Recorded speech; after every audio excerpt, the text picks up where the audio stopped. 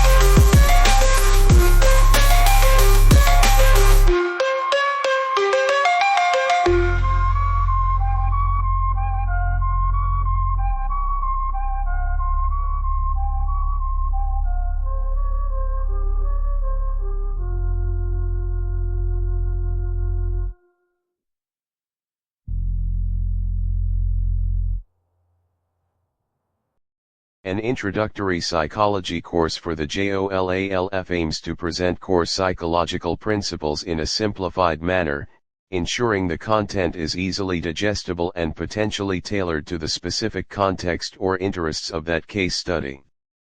No psychologist should pretend to understand what he does not understand. Only fools and charlatans know everything and understand nothing. Anton Chekhov. Psychology explores the mind and behavior, seeking to understand how individuals think, feel, and act. It employs scientific methods to investigate cognitive processes, emotional states, and social interactions.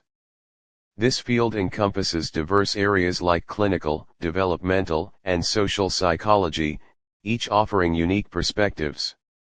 Ultimately, psychology aims to improve human well-being and understanding through research and application.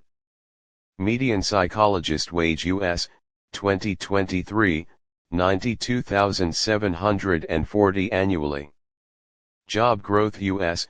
2023 to 2033, projected 7% increase.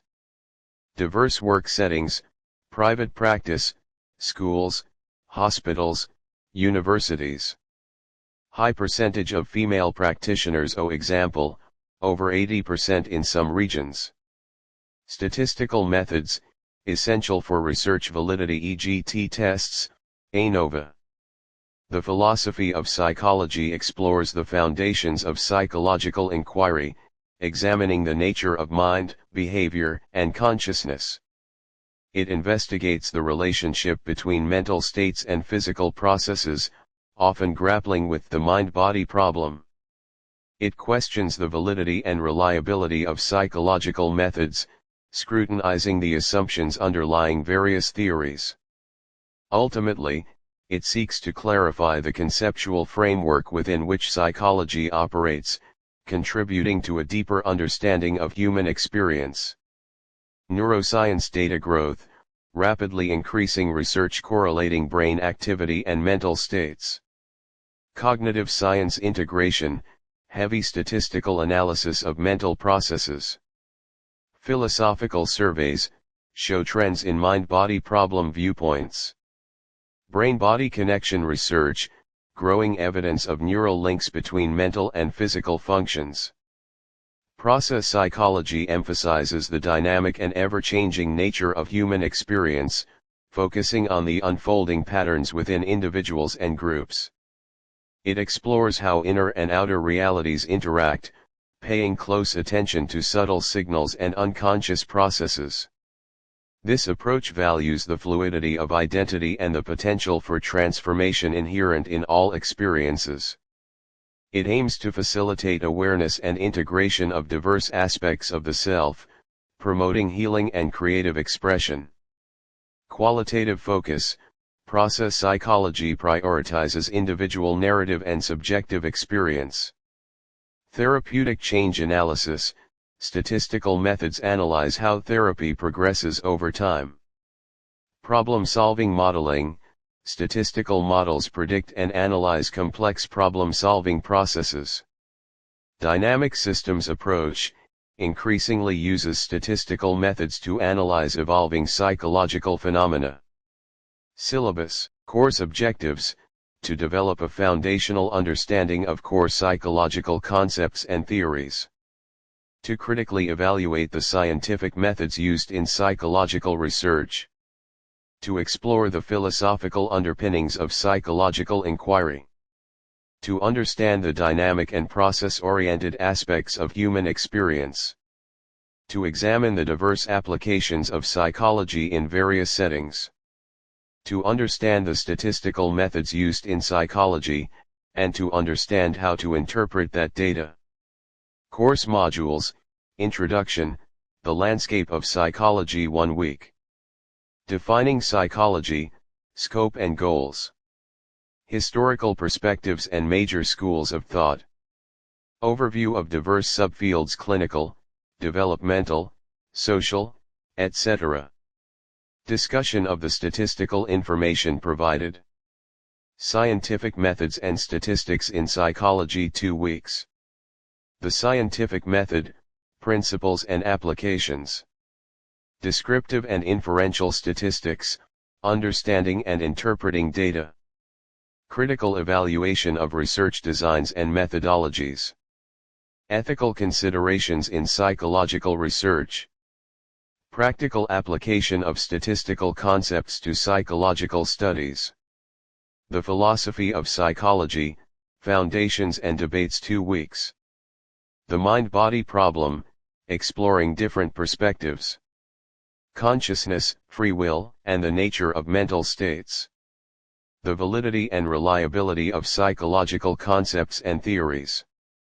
The intersection of psychology with neuroscience, cognitive science, and AI. Analysis of philosophical surveys related to mind-body problems. Process psychology, dynamics and transformation 2 weeks. Exploring the dynamic and ever-changing nature of human experience. Unconscious processes and subtle signals. Qualitative methods, case studies and narrative analysis. Applications in therapy and personal growth. Statistical analysis of therapeutic change, and problem solving. Applications of psychology, beyond the lab 2 weeks. Psychology in clinical practice, assessment and intervention. Psychology in education, learning and development. Psychology in the workplace, organizational behavior. Psychology in society, social issues and public policy. Examination of the provided information about psychologist wages and work settings. Synthesis and critical reflection 1 week. Integrating diverse perspectives and approaches. Developing a personal philosophy of psychology. Reflecting on the limitations and future directions of the field. Final paper, or project, that demonstrates a comprehensive understanding of the course material. Assessment, critical reading summaries and analyses. Research paper on a selected topic. Final synthesis project. Psychologists tell us we think 50,000 thoughts a day. Between 1,000 and 5,000 thoughts in a single hour. Many of those thoughts are about ourselves and about our performance, about our lovability, our capability, and our significance. So the key is to control those thoughts, making certain they're always positive. Jack Canfield. The origins of psychology are deeply intertwined with philosophy and physiology, stretching back to ancient civilizations. Early philosophers, such as those in ancient Greece, pondered questions about the nature of the mind, consciousness, and human behavior. Socrates, Plato, and Aristotle explored topics like perception, memory, and motivation, laying the groundwork for later psychological thought. In ancient Egypt and other cultures, there were also early attempts to understand mental disorders and the role of the brain. However, these early explorations were primarily speculative and lacked the systematic methods that would later define psychology as a science. The transition from philosophical speculation to scientific inquiry began to take shape in the 17th and 18th centuries with the rise of empiricism.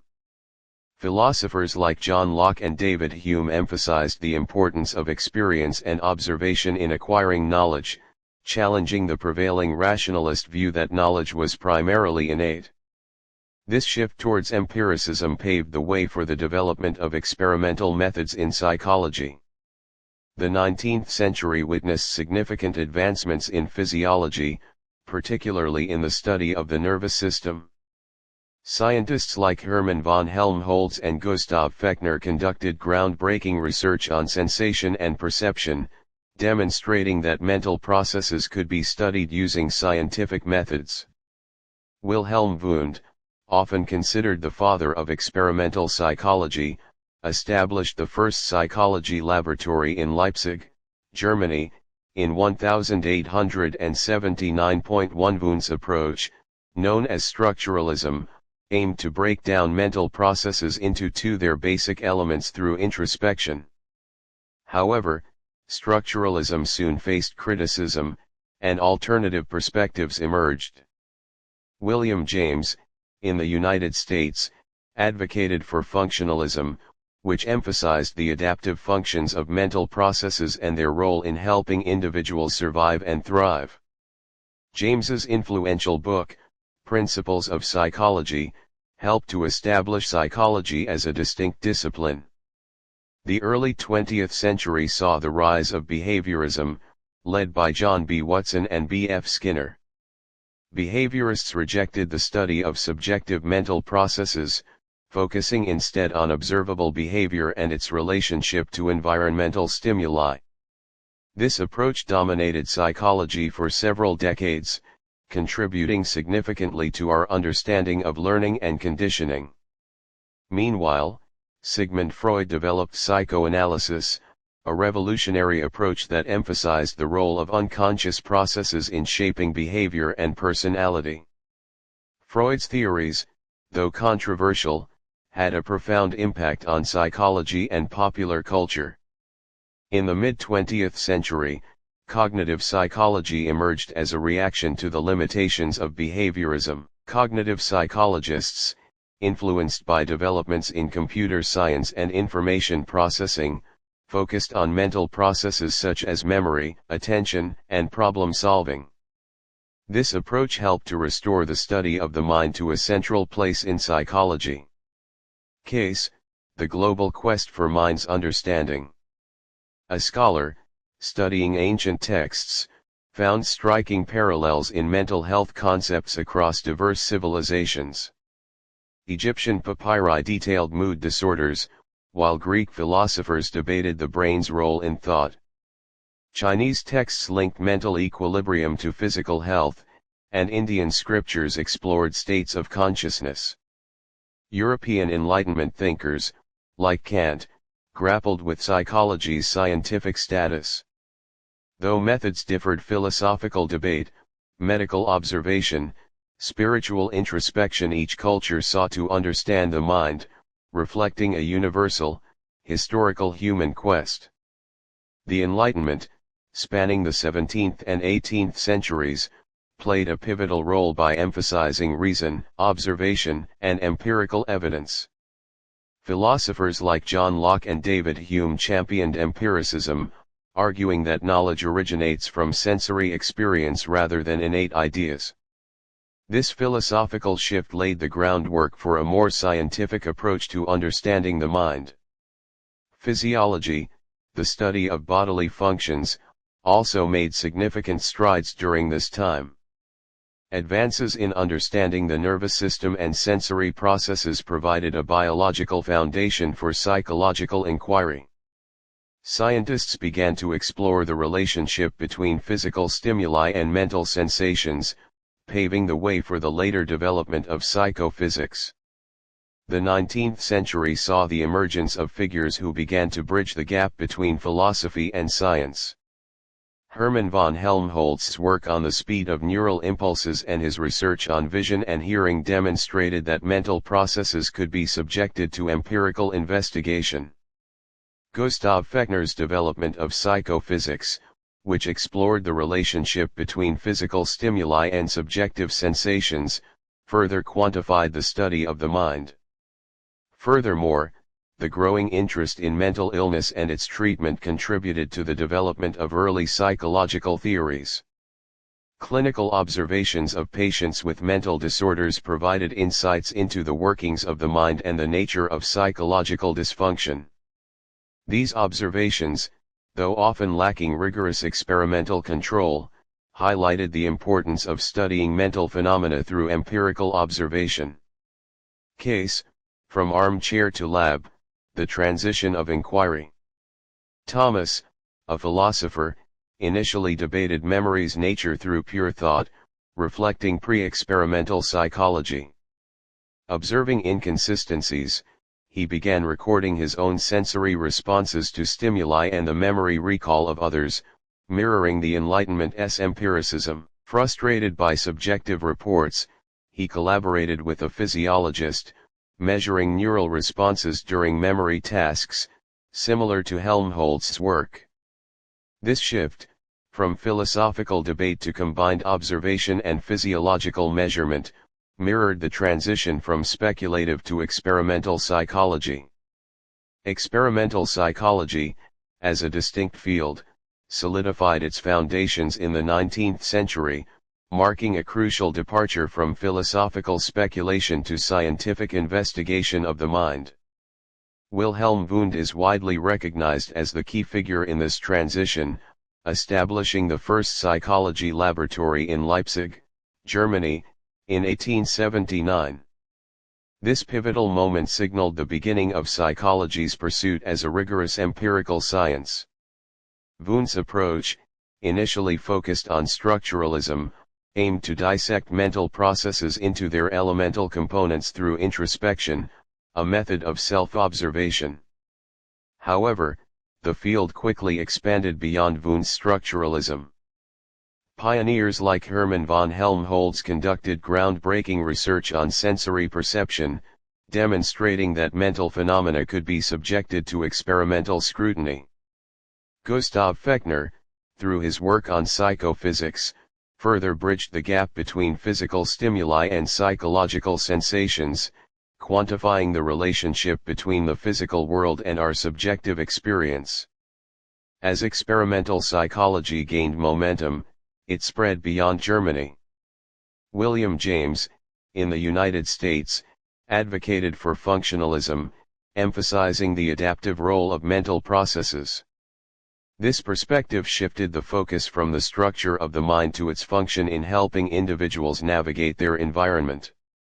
Early experimental psychologists explored a range of topics, including sensation, perception, memory, and learning, employing increasingly sophisticated experimental methods.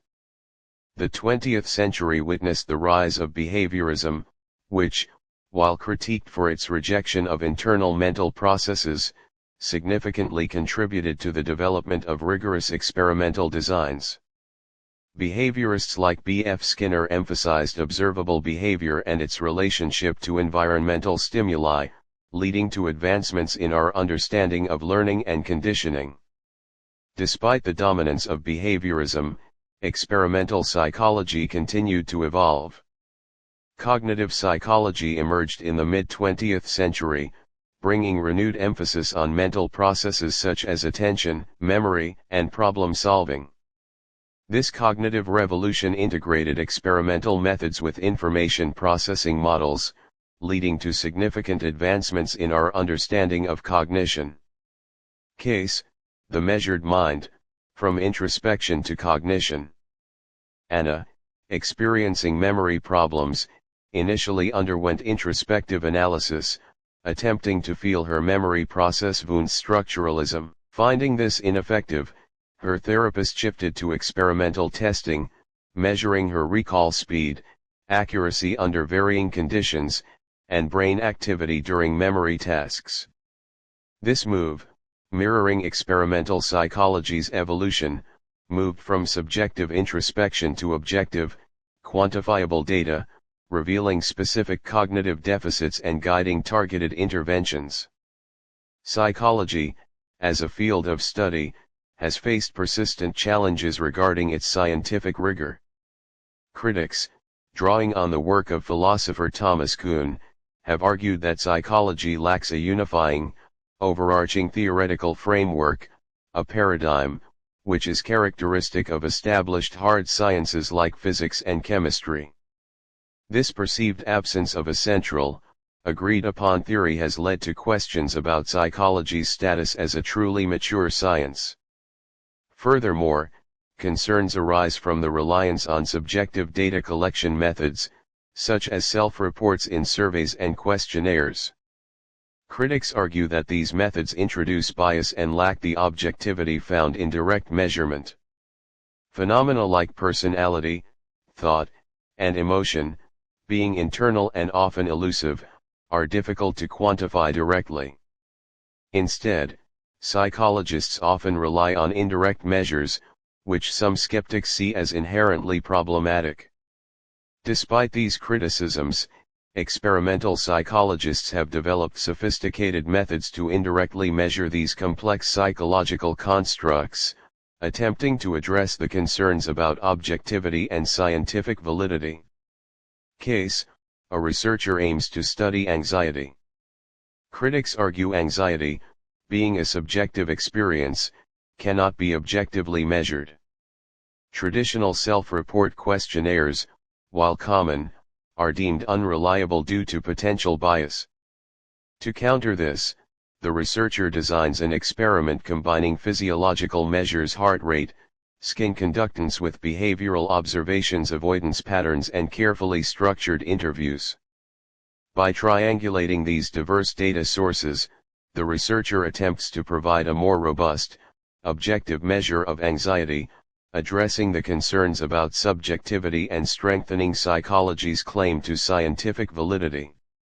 Behavioral psychology, also known as behaviorism, emerged in the early 20th century as a radical departure from the introspective methods that dominated early psychological thought.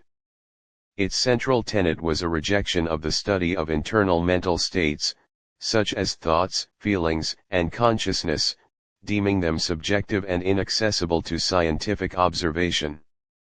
Instead, behaviorists focused exclusively on observable behavior and its relationship to environmental stimuli. This emphasis on objective measurement and empirical data aimed to establish psychology as a rigorous, scientific discipline. John B. Watson is widely regarded as the founder of behaviorism, articulating its core principles in his influential 1913 paper, Psychology as the Behaviorist Views It.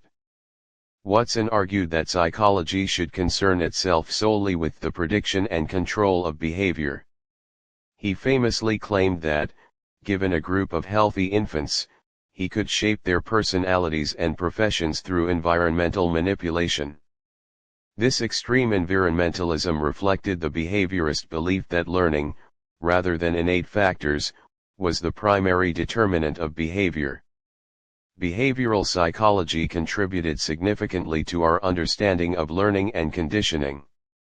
Classical conditioning, pioneered by Ivan Pavlov, explored how associations are formed between stimuli and responses. Pavlov's famous experiment with dogs, demonstrating how they could be conditioned to salivate at the sound of a bell, illustrated the power of associative learning. Behaviorism's emphasis on observable behavior and its environmental determinants led to the development of rigorous experimental methods. Researchers carefully controlled environmental variables and meticulously measured behavioral responses, contributing to the establishment of psychology as a more objective and scientific discipline.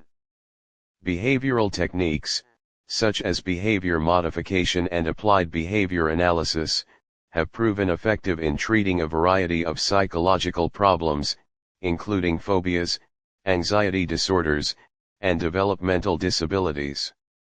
Case: Shaping Ben's Fear, a behavioral intervention. Ben, terrified of dogs, received behavioral therapy. Instead of analyzing Ben's internal fear introspection, the therapist focused on observable behavior. Using classical conditioning, they gradually exposed Ben to dogs, pairing their presence with positive reinforcement treats, praise. They meticulously recorded Ben's approach distance and anxiety levels.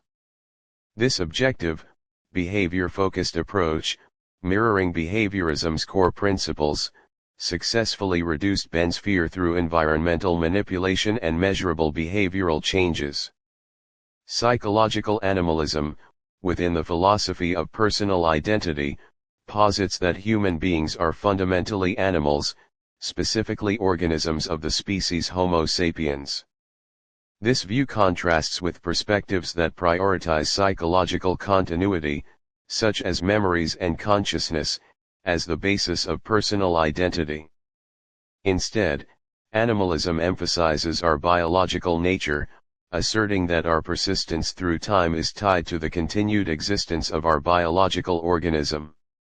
Therefore, according to animalism, what makes you, you, is that you are a living human animal.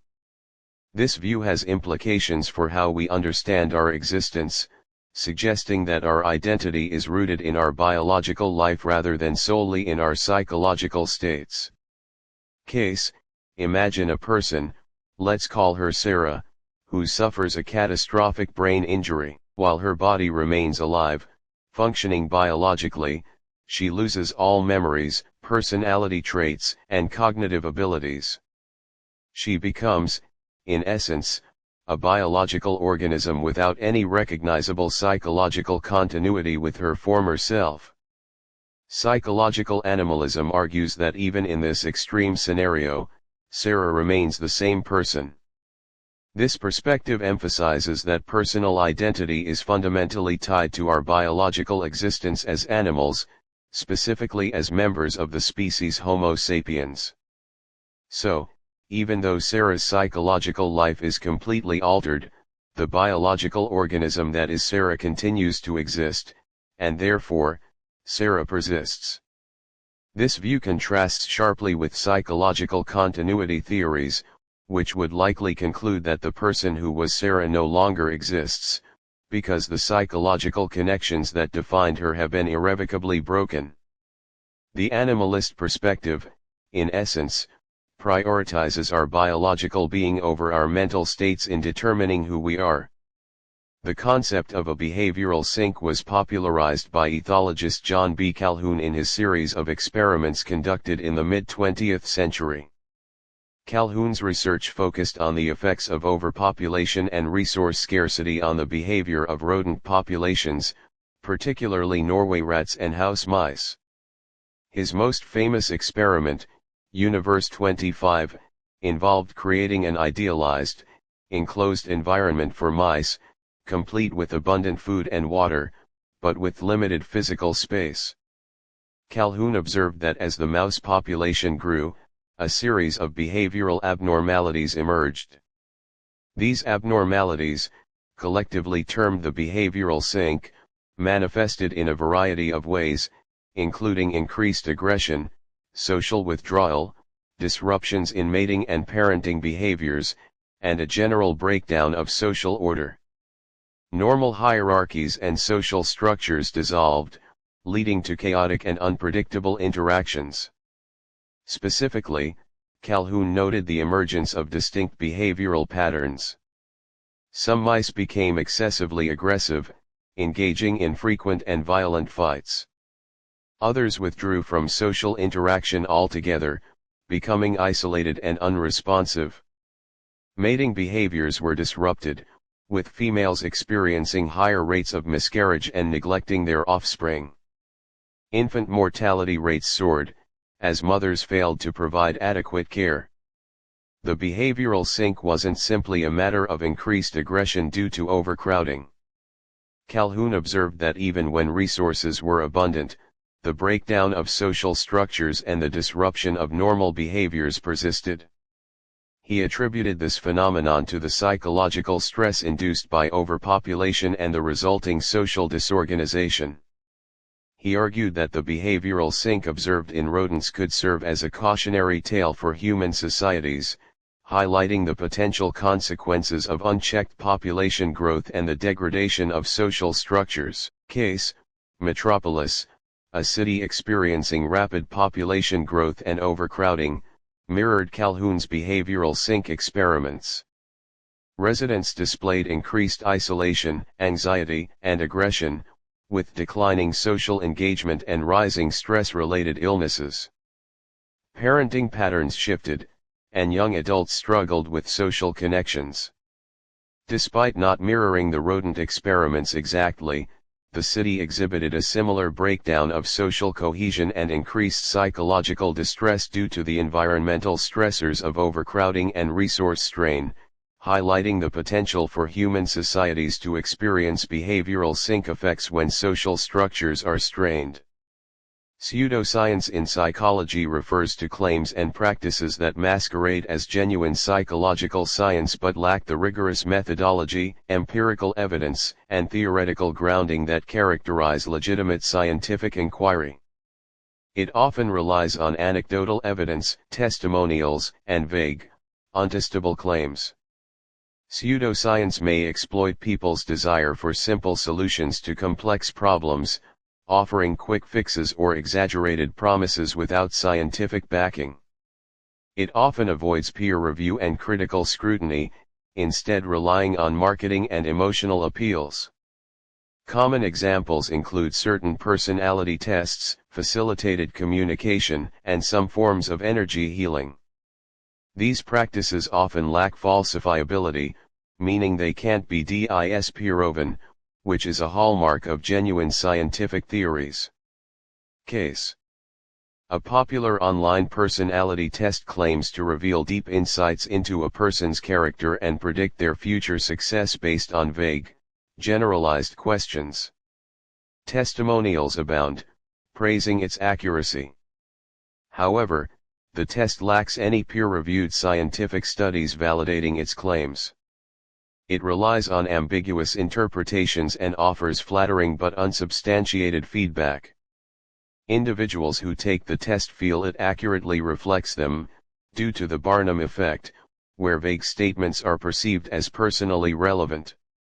This scenario exemplifies pseudopsychology, a practice masquerading as legitimate psychology without scientific backing.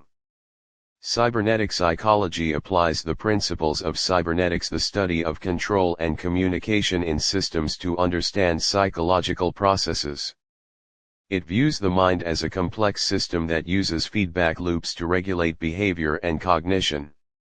This approach emphasizes how individuals process information, set goals, and adjust their actions based on environmental feedback. It explores how mental processes, like perception and learning, involve self-regulating mechanisms similar to those found in machines. Essentially, cybernetic psychology examines how we maintain balance and achieve goals through continuous information processing and adjustment. Case: consider a student, Alex, struggling with time management. Cybernetic psychology would examine this not as a character flaw, but as a feedback loop problem. Alex's initial attempts at planning fail, leading to stress and further disorganization. This creates a negative feedback cycle. A cybernetic intervention would involve implementing a system, a planner, alarms, and scheduled reviews. Alex would track progress, receive feedback on deviations from the plan, and adjust strategies.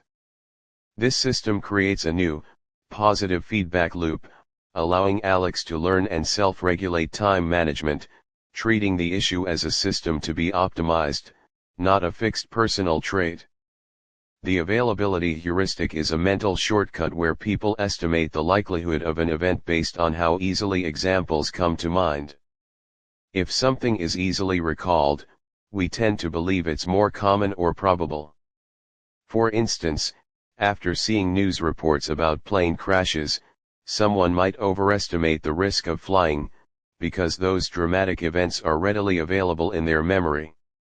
This heuristic can lead to biased judgments because easily recalled events are not necessarily the most frequent, but rather the most vivid, recent, or emotionally charged. Case: a person, John, is deciding on home security measures. Recent local news heavily features stories of home burglaries. Due to the vivid and easily recalled nature of these news reports, John overestimates the actual risk of burglary in his neighborhood.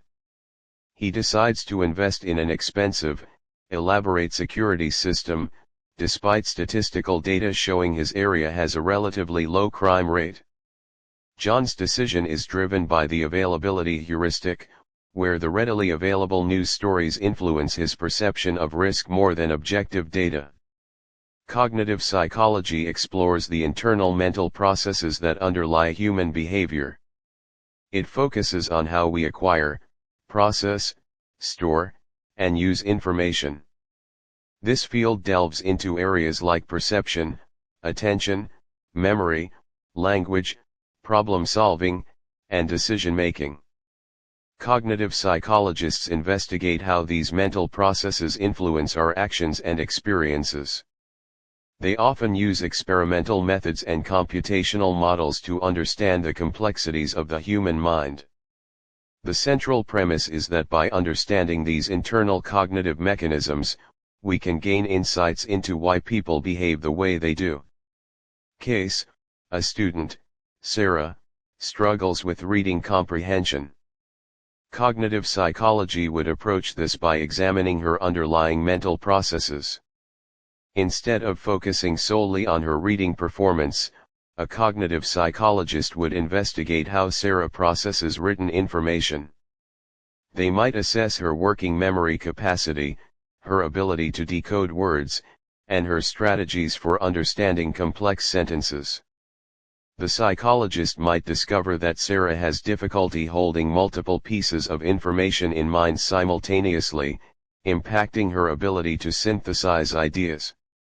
Interventions would then target these specific cognitive processes. For example, they might use techniques that break down complex texts into smaller, manageable chunks, or provide memory aids to enhance information retention.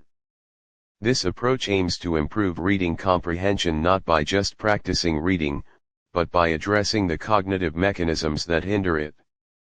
Social psychology examines how individuals' thoughts, feelings, and behaviors are influenced by the presence of others, whether real, imagined, or implied. It explores topics like conformity, obedience, persuasion, group dynamics, prejudice, and attraction. It investigates how social situations and cultural norms shape our perceptions and interactions. Social psychologists use scientific methods to study these phenomena, seeking to understand the underlying mechanisms that drive social behavior. The field aims to uncover how we form impressions of others, how attitudes develop, and how social contexts impact our decisions and actions. Essentially, social psychology seeks to explain the complex interplay between individuals and their social worlds. Case: a group of students is tasked with a collaborative project. Individually, each student might have varying opinions on the best approach. However, within the group setting, a dominant student strongly advocates for a specific method. Over time, the other students, despite their initial reservations, begin to align their opinions with the dominant student's view. Social psychology would analyze this situation, examining factors like conformity, group pressure, and the influence of authority. It would investigate how the social dynamics within the group led to a shift in individual opinions, illustrating how social context can shape individual behavior and thought. Lie psychology encompasses the study of deception, exploring why people lie, how they do it, and how to detect it. It delves into the cognitive and emotional processes involved in fabricating falsehoods, as well as the social and situational factors that influence lying behavior. Researchers examine the verbal and nonverbal cues associated with deception, though no single cue is universally reliable. The field also explores the ethical implications of lying and the psychological impact of being deceived. Lie detection methods range from observational techniques to advanced technologies like polygraphs and brain imaging, though their accuracy is often debated. It's important to note that lie psychology is a complex area, and the ability to reliably detect deception remains a significant challenge. Case: a detective, Alex, investigates a robbery. During interviews, Alex pays close attention to the suspect, Chris's, verbal and nonverbal cues. Chris's story is inconsistent, and Alex notices subtle shifts in posture, eye contact, and speech patterns.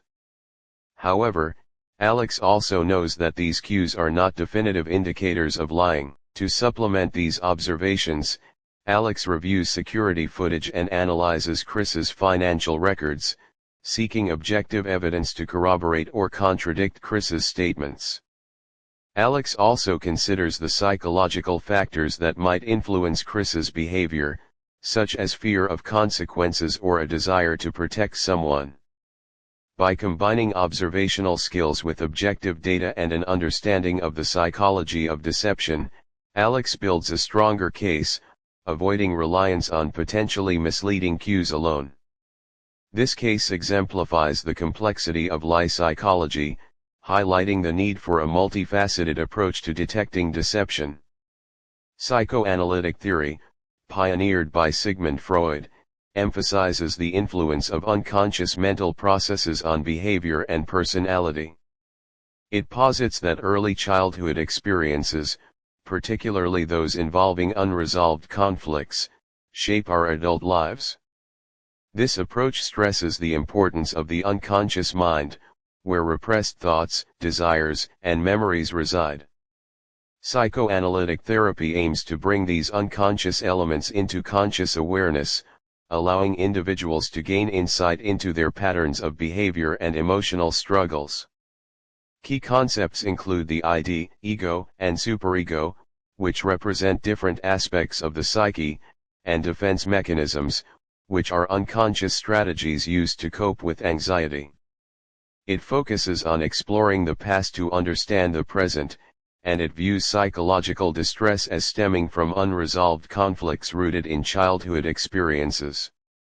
Case: a successful professional, Sarah, experiences persistent anxiety and difficulty forming close relationships. Psychoanalytic theory would explore her early childhood, potentially uncovering repressed memories of a distant and emotionally unavailable parent. This early experience might have led to unconscious fears of abandonment and difficulty trusting others. Therapy would involve exploring these unconscious patterns, bringing them to conscious awareness. Sarah might then understand how her current relationship difficulties stem from these unresolved childhood conflicts, allowing her to develop healthier coping mechanisms. Psychodynamics explores the interplay of unconscious mental forces that shape personality, motivation, and behavior.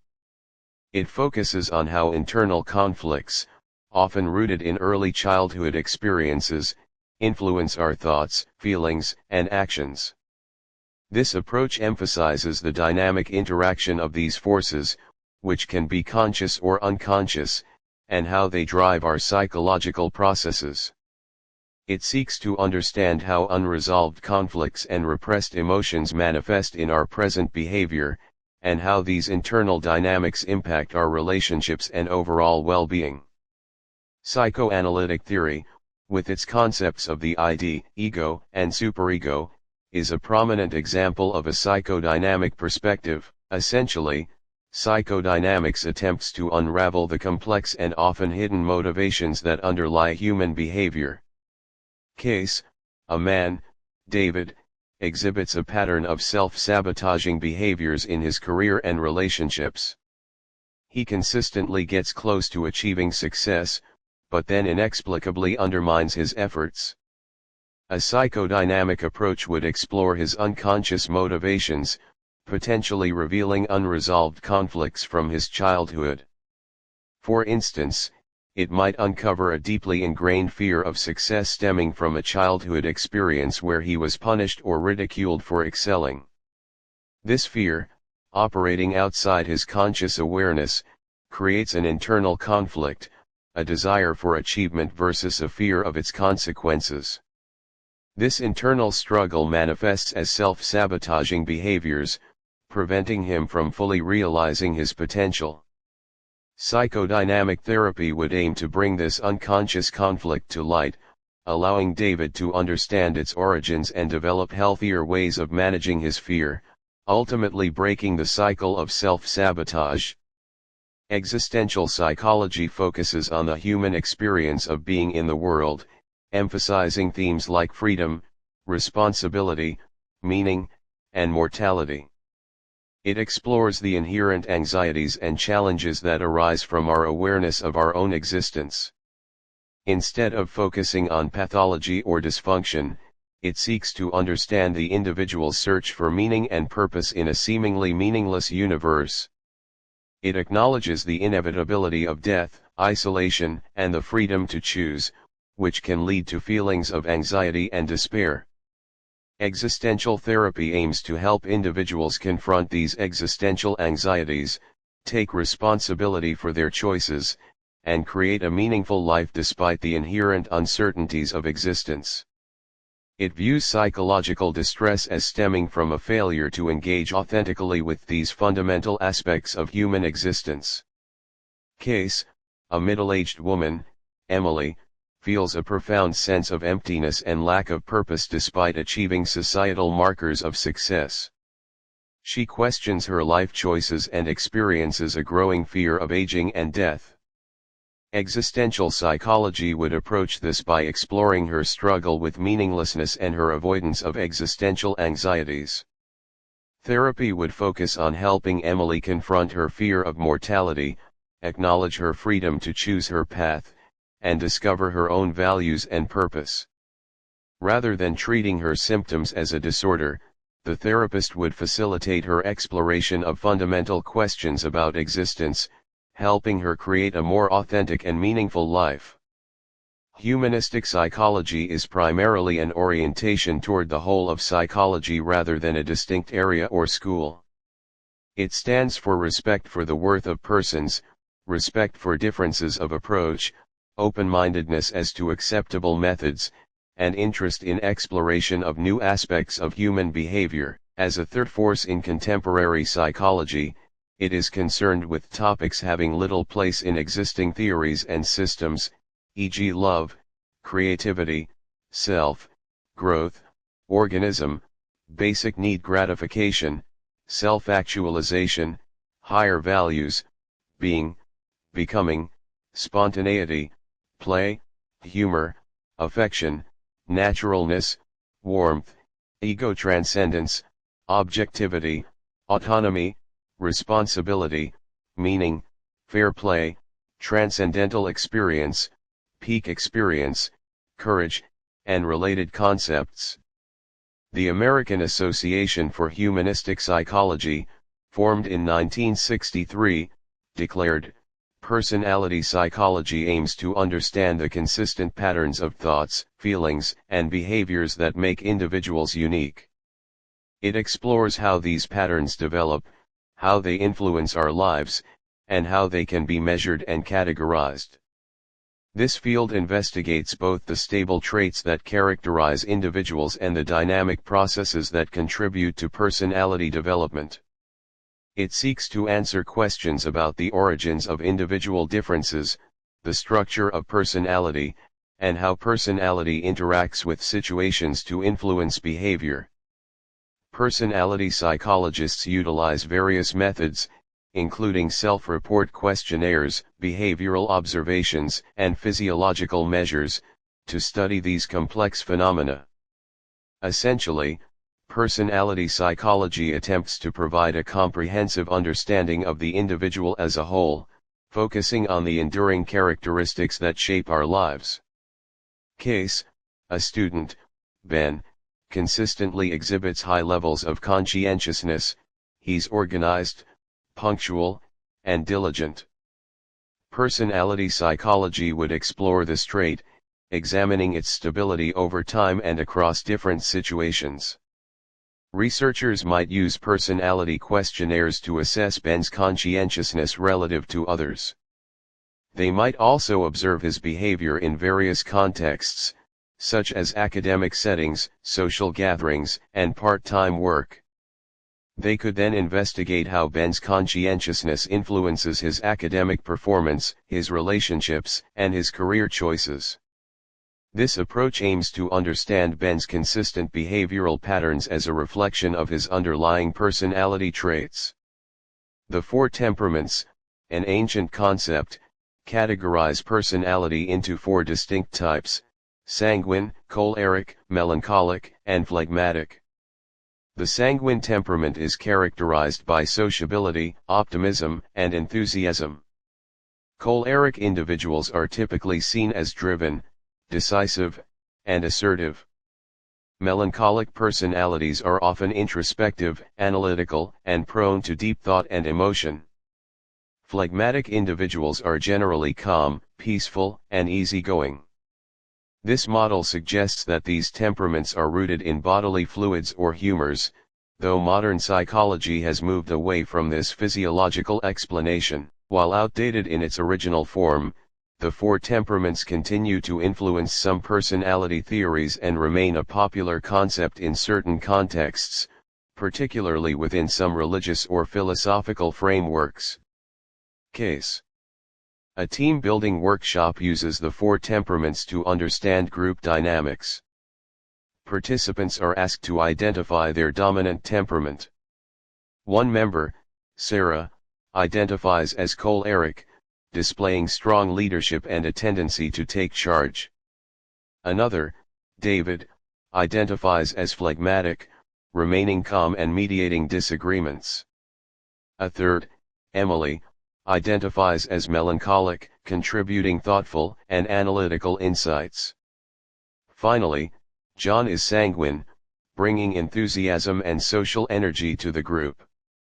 The facilitator then explains how these temperaments interact, helping the team understand their strengths and potential areas of conflict. This allows them to better communicate and collaborate. The Big Five is a widely accepted model of personality that describes 5 broad dimensions of individual differences. These dimensions are openness to experience, conscientiousness, extroversion, agreeableness, and neuroticism. Openness reflects a person's curiosity, imagination, and willingness to try new things. Conscientiousness describes organization, responsibility, and goal-oriented behavior. Extroversion captures sociability, assertiveness, and enthusiasm. Agreeableness reflects cooperation, empathy, and kindness. Neuroticism describes emotional instability, anxiety, and vulnerability to stress. These 5 factors are considered relatively stable across the lifespan and provide a comprehensive framework for understanding personality variations. This model is used in various fields, including psychology, education, and business, to predict behavior and understand individual differences. Case: Sarah, a new employee, is assessed using the Big 5 personality model. Her results show high scores in extroversion and agreeableness, and low scores in neuroticism. This profile suggests she's likely to be outgoing, cooperative, and emotionally stable.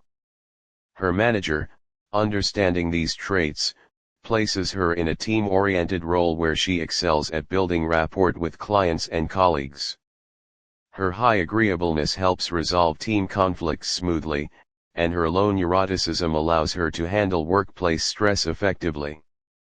Conversely, a colleague with high neuroticism might struggle in the same role, experiencing anxiety and difficulty with interpersonal interactions. This case demonstrates how the Big 5 model can be used to understand individual strengths and weaknesses, and to optimize workplace performance. The Enneagram of Personality is a model that describes 9 interconnected personality types, each with its own core motivations, fears, and desires. It goes beyond surface behaviors, delving into the underlying psychological structures that drive individuals. The 9 types are often represented in a geometric figure, the Enneagram, which illustrates the dynamic relationships between them. Each type has a basic fear that it seeks to avoid and a basic desire that it strives to fulfill. The Enneagram emphasizes the importance of self-awareness and personal growth, suggesting that understanding one's type can lead to greater emotional intelligence and healthier relationships. It's used in various contexts, including personal development, coaching, and team building, to facilitate deeper understanding of oneself and others. Case: a company is experiencing increasing internal conflict and communication breakdowns between departments. A consultant, trained in the Enneagram, is brought in to facilitate team building and improve communication. During workshops, employees take Enneagram assessments and learn about the 9 personality types. It's discovered that the marketing team is primarily composed of Type 7s, the enthusiast, who are energetic and spontaneous, but sometimes struggle with follow-through. The engineering team, largely Type 5s, the investigator, is analytical and detail-oriented, but can be perceived as aloof and withholding information. The sales team, with a strong presence of Type 3s, the achiever, is driven and goal-oriented, but may prioritize results over collaboration. By understanding these Enneagram types, the teams gain insight into their differing communication styles, motivations, and potential blind spots. The consultant facilitates discussions on how to bridge these differences, encouraging the teams to appreciate each other's strengths and adapt their communication strategies. This leads to improved collaboration, reduced conflict, and a more harmonious work environment. Blood type personality theory, primarily popular in Japan and some other East Asian countries, proposes that a person's blood type influences their personality traits and compatibility with others. It suggests that individuals with different blood types A, B, AB, and O exhibit distinct personality characteristics. For example, Type A individuals are often described as organized and responsible, while Type B individuals are seen as creative and independent. Type O individuals are typically characterized as optimistic and sociable, and Type AB individuals are often considered complex and adaptable.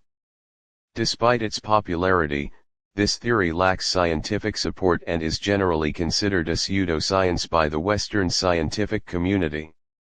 There is no reliable evidence linking blood type to personality traits.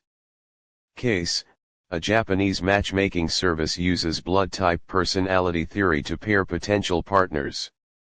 They believe that certain blood type combinations are more compatible than others. A client, Hirako blood type A, is matched with Kenji blood type O, based on the theory that their blood types suggest a harmonious relationship. Hirako, who is organized and detail-oriented, is told she'll find Kenji's optimistic and sociable nature complementary. However, when they meet, their personalities clash, and they find they have little in common. This case exemplifies how the blood type personality theory, while culturally popular, fails to accurately predict compatibility, as it lacks scientific validity. Psychological typologies are systems that categorize individuals into distinct personality types based on shared characteristics. These systems attempt to simplify the complexity of human personality by grouping people into relatively homogeneous categories. They often focus on specific traits, cognitive styles, or behavioral patterns. Examples include the Myers-Briggs Type Indicator (MBTI), the Enneagram, and the Four Temperaments. While offering a framework for understanding individual differences, typologies are often criticized for oversimplifying personality and failing to capture its full complexity. They can be useful for self-reflection and communication, but it's important to remember that they are models, and individuals rarely fit perfectly into any single category. Case: a company aiming to improve team dynamics uses a personality typology, like the MBTI. They discover a pattern: the marketing team leans towards extroverted types, while the engineering team consists mainly of introverted types. This reveals why marketing meetings are energetic but lack detailed planning, and engineering discussions are precise but slow-paced. By understanding these type differences, the company facilitates communication training, helping both teams appreciate each other's styles and work more effectively together. In personality psychology, the acronym LOTS helps categorize the different types of data researchers use to assess someone's personality. These data sources each offer unique perspectives and have their own strengths and weaknesses. L data refers to life outcome data, which includes objective facts about a person's life, like their age, education level, income, or criminal record. O data consists of observational data, which is information gathered from people who know the individual well, such as ratings from friends or family members. T data involves test data, which comes from standardized and objective tests, like performance tests, physiological measurements, or reaction time tasks. Finally, S data represents self-report data, which is information provided directly by the individual, typically through questionnaires or interviews. Researchers often combine these different data sources to get a more comprehensive and accurate picture of a person's personality. Case: a school counselor, Ms. Jones, is working with a student, Emily, who is struggling academically and socially. To understand Emily's situation more thoroughly, Ms. Jones utilizes the LOTS framework. She reviews Emily's school records L data, noting her attendance, grades, and any disciplinary actions. She then gathers observational data O data by speaking with Emily's teachers and parents, asking them about her behavior and interactions with others. Ms. Jones also administers standardized achievement tests and personality assessments T data to gauge Emily's cognitive abilities and emotional functioning. Finally, she conducts a series of in-depth interviews with Emily S data, allowing her to express her own feelings and perspectives. By combining these different data sources, Ms. Jones gains a comprehensive understanding of Emily's challenges, leading to a more effective and tailored intervention plan. The study of individual differences explores the variations among people in their psychological traits and behaviors. It recognizes that humans are not uniform, and that each person possesses a unique combination of characteristics. This field investigates how and why individuals differ in aspects like personality, intelligence, abilities, and attitudes. Researchers in this area seek to identify and measure these differences, understand their origins, and examine their impact on various life outcomes. This area of psychology is important for understanding how people react to differing situations. This includes how people learn, how people react to stress, and how people interact with one another. Case: a school district is implementing a new standardized testing program. The district's psychologist, Dr. Lee, recognizes the importance of individual differences in student learning.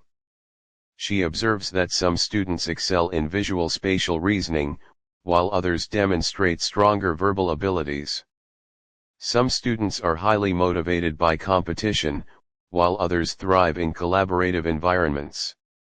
Dr. Lee advocates for a multifaceted assessment approach, incorporating not only standardized tests, but also portfolio assessments, teacher observations, and student interviews.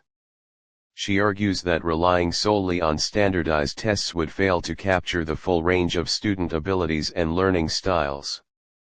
She also works with teachers to develop differentiated instruction strategies, tailoring teaching methods and materials to meet the diverse needs of their students. By acknowledging and addressing individual differences, the district aims to create a more equitable and effective learning environment. Motivation in psychology explores the forces that drive and direct behavior. It examines why individuals initiate, persist, and terminate actions.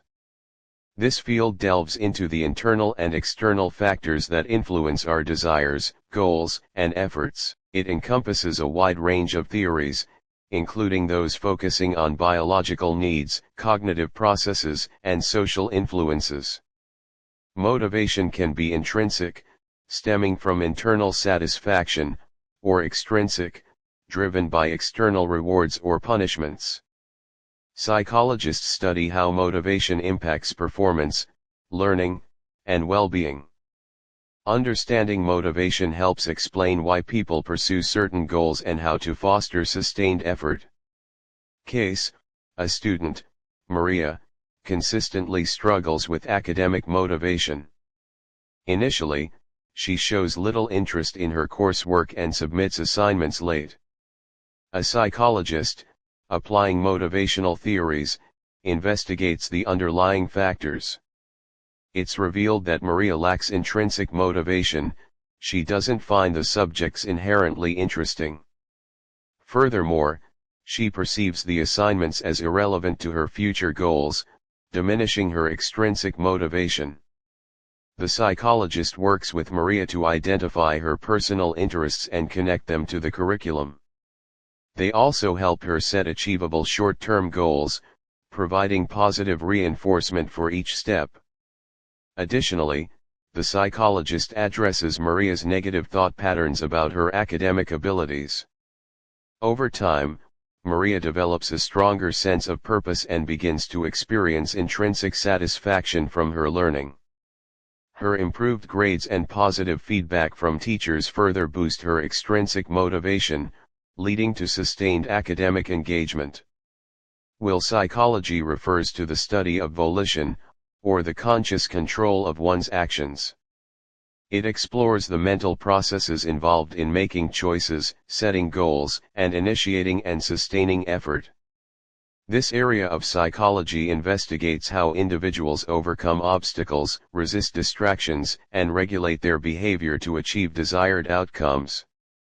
It examines the interplay between motivation, intention, and action, and how these factors contribute to self-control and goal attainment. Early psychologists considered will a central force in human behavior, though modern research often frames it in terms of cognitive functions like executive control and self-regulation. Will psychology is concerned with how people make decisions, act on those decisions, and persevere in the face of difficulties. Case: a student, Alex, consistently struggles with procrastination despite strong academic goals.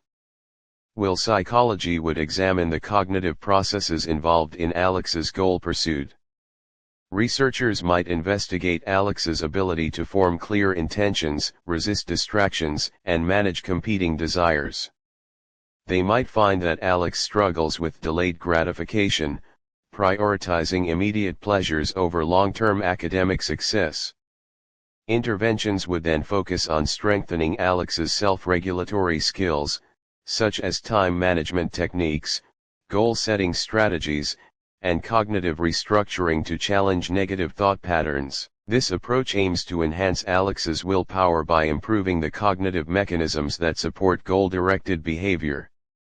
Gestalt psychology emphasizes that the whole is greater than the sum of its parts. It explores how we perceive and organize sensory information into meaningful patterns and wholes. This approach highlights the brain's tendency to perceive things as organized wholes rather than isolated elements. Gestalt principles, such as proximity, similarity, closure, and continuity, explain how we group and interpret visual and auditory stimuli. It argues that our perceptions are shaped by these innate organizing principles, leading to coherent and meaningful experiences. Gestalt therapy, an offshoot of this psychology, applies these principles to human experience, focusing on awareness, wholeness, and the present moment. Essentially, Gestalt psychology examines how we create meaningful order from sensory chaos. Case: a graphic designer, Maya, creates a website logo using several individual shapes. Gestalt psychology explains why viewers perceive the logo as a unified symbol rather than a collection of separate shapes. The principle of proximity explains how closely placed shapes are grouped together, while the principle of similarity explains how shapes with similar colors or forms are seen as belonging together. The principle of closure explains how the viewer fills in missing gaps to perceive a complete shape, even if the lines are not fully connected. The principle of figure ground explains how certain shapes stand out as the foreground against a background. Maya uses these Gestalt principles to create a visually cohesive and memorable logo, demonstrating how we naturally organize visual elements into meaningful wholes. Developmental psychology utilizes psychometric principles to quantify and analyze ontogenetic trajectories of human behavior and cognition. Employing standardized assessment instruments and advanced statistical modeling, researchers examine the psychometric properties of developmental measures, including reliability, validity, and factor structure. Developmental psychologists explore the psychometric invariance of constructs across age cohorts and cultural contexts, assessing the generalizability of developmental models. They investigate the predictive validity of early developmental assessments for later life outcomes, and analyze the psychometric properties of instruments used to measure developmental change and stability.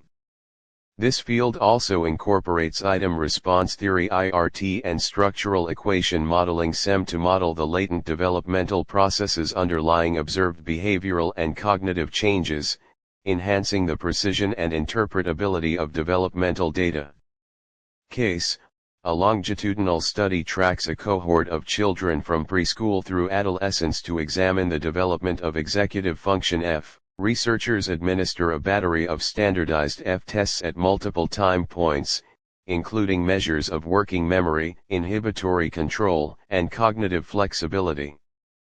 To ensure the tests are measuring the same underlying constructs across different ages, they perform psychometric invariance testing, using multi-group confirmatory factor analysis, to confirm that the factor structure and item parameters remain consistent.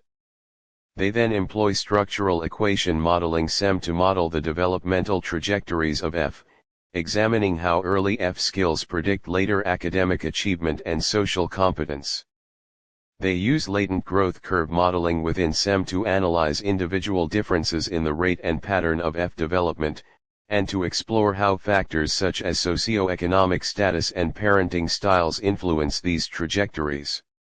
To further refine their understanding, researchers apply item response theory (IRT) to analyze individual item functioning within the F tests, allowing for more precise measurement of F abilities at different developmental stages. This psychometrically rigorous approach allows researchers to draw robust conclusions about the developmental course of F, its predictors, and its long-term implications. Process psychology, also known as process-oriented psychology or process work, emphasizes the dynamic and ever-changing nature of human experience. It posits that psychological processes unfold through a series of signals, patterns, and disturbances that can be tracked and understood.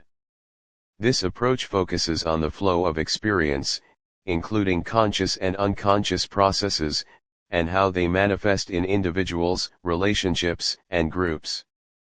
It values all aspects of experience, even those perceived as problematic or disruptive, as potential sources of information and growth.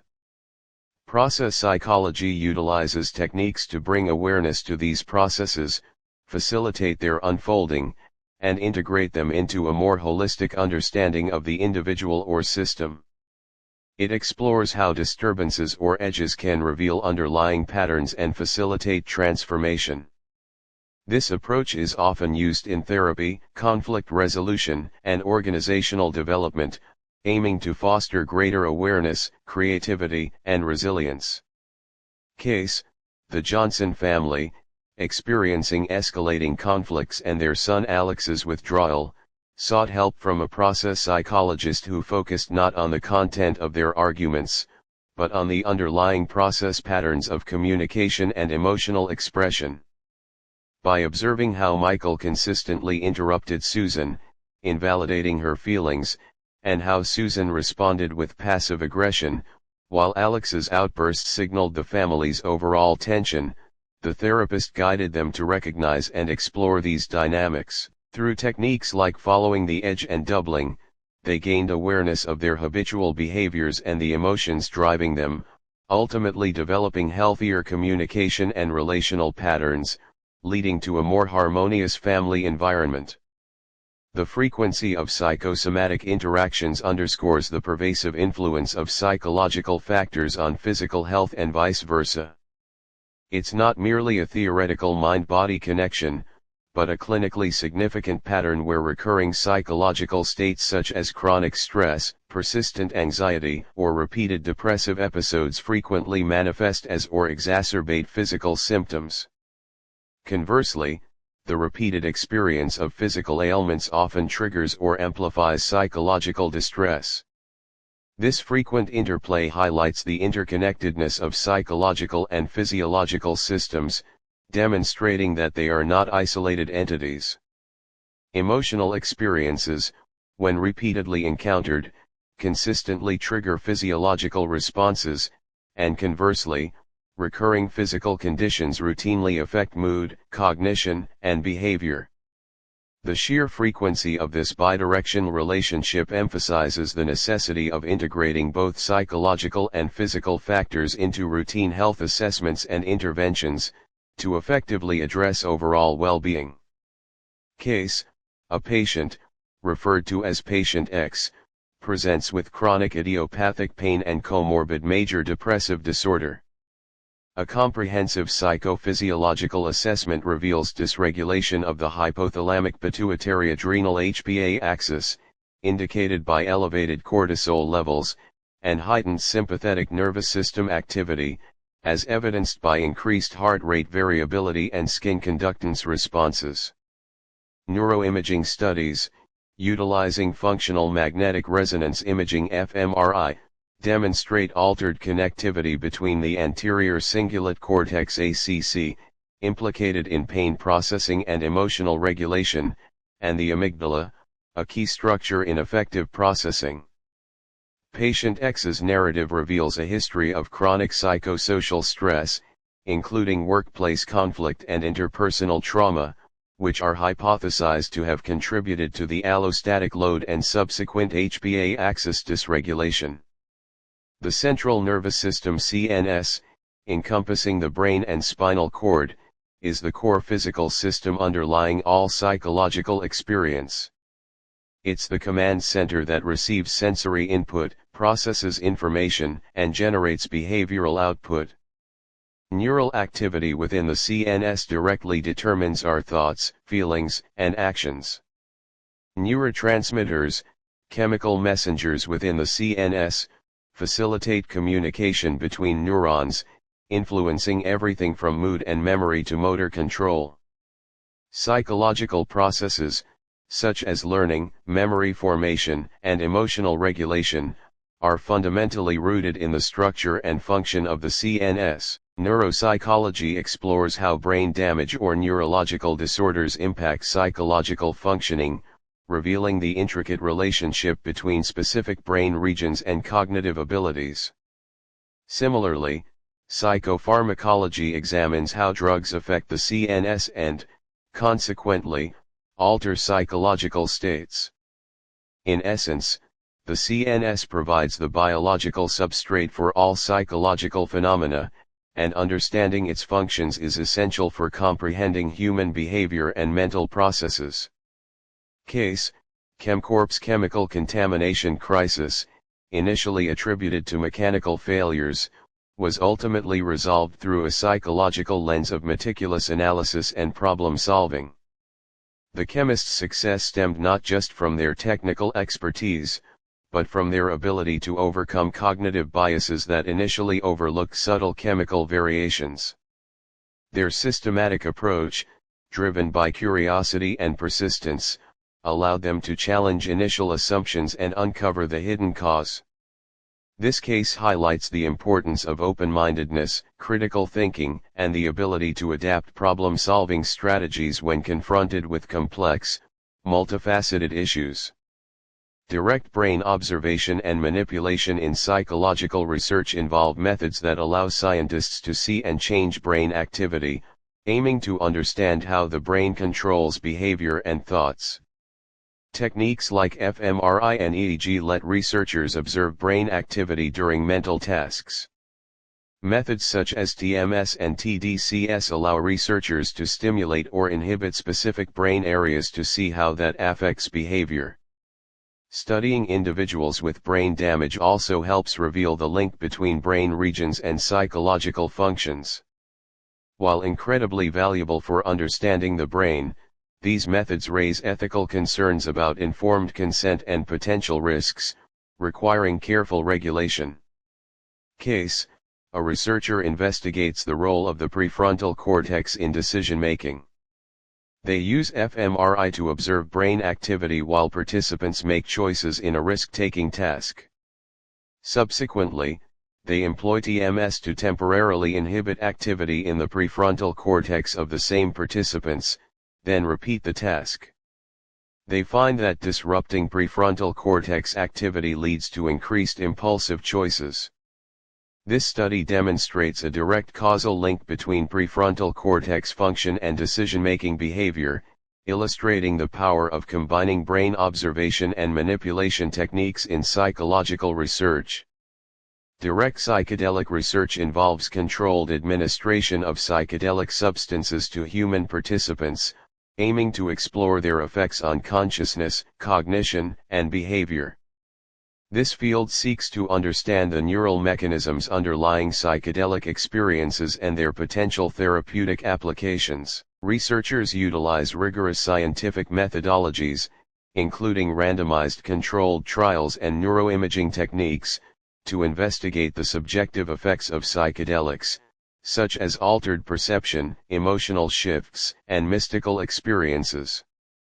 Studies often examine the impact of psychedelics on mental health conditions like depression, anxiety, and PTSD, exploring their potential to facilitate psychological healing and promote neuroplasticity. Ethical considerations are paramount, with stringent safety protocols and informed consent procedures. This area of research aims to move beyond anecdotal reports, providing empirical evidence for the potential benefits and risks associated with psychedelic use. Case: a double-blind, randomized controlled trial examined the therapeutic efficacy of psilocybin-assisted psychotherapy in patients with treatment-resistant major depressive disorder. Participants underwent a single psilocybin administration within a controlled clinical environment, coupled with integrated psychotherapeutic support.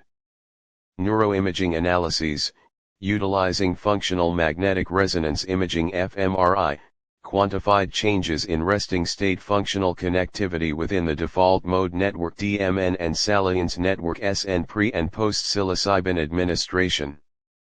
Psychometric assessments, employing validated depression rating scales, demonstrated a statistically significant reduction in depressive symptomatology, which correlated with increased functional connectivity between the DMN and SN. This study provides empirical support for the potential of psilocybin as a facilitator of neuroplasticity and symptom reduction in refractory depression, emphasizing the necessity of rigorous, controlled investigations within the domain of psychedelic therapeutics. Psycholinguistics explores the mental processes involved in language acquisition, comprehension, and production. It investigates how humans learn, understand, and use language, examining the cognitive mechanisms underlying these abilities. This field bridges psychology and linguistics, studying how linguistic knowledge is represented and processed in the mind. It delves into areas like speech perception, word recognition, sentence processing, and discourse comprehension. Psycholinguists also examine language development in children, the neurological basis of language, and the impact of language disorders. They use various methods, including behavioral experiments, neuroimaging techniques, and computational modeling, to understand the complex interplay between language and cognition. Case: this study explores how real-time eye-tracking feedback enhances English learning for a Spanish speaker. Elena receives immediate visual feedback on her reading, highlighting comprehension difficulties and providing instant vocabulary support. Adaptive software tailors learning materials based on her real-time eye movements, targeting specific weaknesses. Gamified elements and positive reinforcement boost her motivation and engagement. Researchers expect improved reading speed, accuracy, and vocabulary acquisition. This demonstrates how psycholinguistic data can personalize and accelerate language learning. Axiomatic thinking in psychology involves the deliberate construction and application of foundational principles, or axioms, to understand and explain human behavior. It moves beyond descriptive observation, seeking to establish a deductive framework where psychological phenomena are derived from a set of core assumptions. This approach emphasizes the logical consistency and parsimony of theoretical models, aiming to create a system where complex psychological processes can be traced back to a set of fundamental, irreducible truths. It necessitates a rigorous analysis of underlying assumptions, challenging implicit biases and promoting clarity in theoretical construction. Axiomatic psychology strives to build a coherent and internally consistent system of knowledge, where hypotheses can be tested and validated through logical deduction and empirical observation, ultimately seeking to establish a more robust and predictive understanding of the human mind. Case: consider a hypothetical research program aiming to develop an axiomatic theory of decision-making under uncertainty. Researchers begin by positing a set of fundamental axioms, such as, 1. Individuals possess a consistent preference ordering, even under uncertain conditions. 2. Choices are made to maximize expected utility, defined as a function of subjective probability and value. And 3. Information is integrated rationally, updating beliefs according to Bayesian principles. From these axioms, they derive a series of testable hypotheses, for instance, that individuals will exhibit specific patterns of risk aversion or risk-seeking behavior based on the probability distributions of potential outcomes, or that they will adjust their choices in predictable ways when presented with new information. Psychosemantics explores the psychological foundations of meaning, investigating how mental representations and cognitive processes contribute to our understanding of words, concepts, and language. It delves into the relationship between mind and meaning, examining how individuals acquire, store, and retrieve semantic information. This field moves beyond traditional linguistic semantics, which focuses on the logical structure of language, to incorporate psychological factors such as perception, memory, and reasoning. Psychosemantics investigates how our subjective experiences and cognitive biases influence the interpretation of meaning. It also examines the role of context, cultural background, and individual differences in shaping semantic understanding. This area seeks to bridge the gap between linguistic theory and psychological reality, aiming to provide a more comprehensive account of how humans create and interpret meaning. Case: a marketing team researches consumer responses to the word luxury. While linguistic semantics defines it as a state of great comfort and extravagant living, psychosemantics reveals diverse interpretations. Older consumers associate it with quality and durability, reflecting their lived experiences, while younger consumers link it to exclusivity and social status, influenced by social media. This difference stems from varying mental representations and emotional associations tied to the word. The marketing team, recognizing these psychosemantic nuances, tailors their campaign to resonate with each demographic, demonstrating how understanding the psychological dimensions of meaning enhances communication effectiveness. Evolutionary psychology, rooted in the synthesis of cognitive science and evolutionary biology, extends the Darwinian framework to understand the origins and development of the human mind. It posits that just as physical traits evolved through natural selection to address ancestral survival and reproductive challenges, so too did psychological mechanisms. These evolved cognitive adaptations, forged in the crucible of our evolutionary past, provided solutions to recurring problems like mate selection, resource acquisition, and social navigation. Consequently, evolutionary psychologists examine how these adaptations, once crucial for survival in ancestral environments, influence modern human behaviors, including mate preferences, cooperation, aggression, and language use. They argue that seemingly maladaptive behaviors in contemporary society might reflect these ancient adaptations, which were optimally suited for past ecologies. This perspective shifts the focus from purely immediate environmental influences to the deep evolutionary history shaping our psychological architecture. By reconstructing the selective pressures faced by our ancestors, evolutionary psychology aims to illuminate the universal, evolved psychological foundations of human nature. Case: researchers investigated the rapid fear response to snakes in both humans and primates, even those with limited direct exposure. They presented participants with images of snakes, spiders, and neutral objects, measuring physiological arousal, skin conductance, heart rate, and reaction times.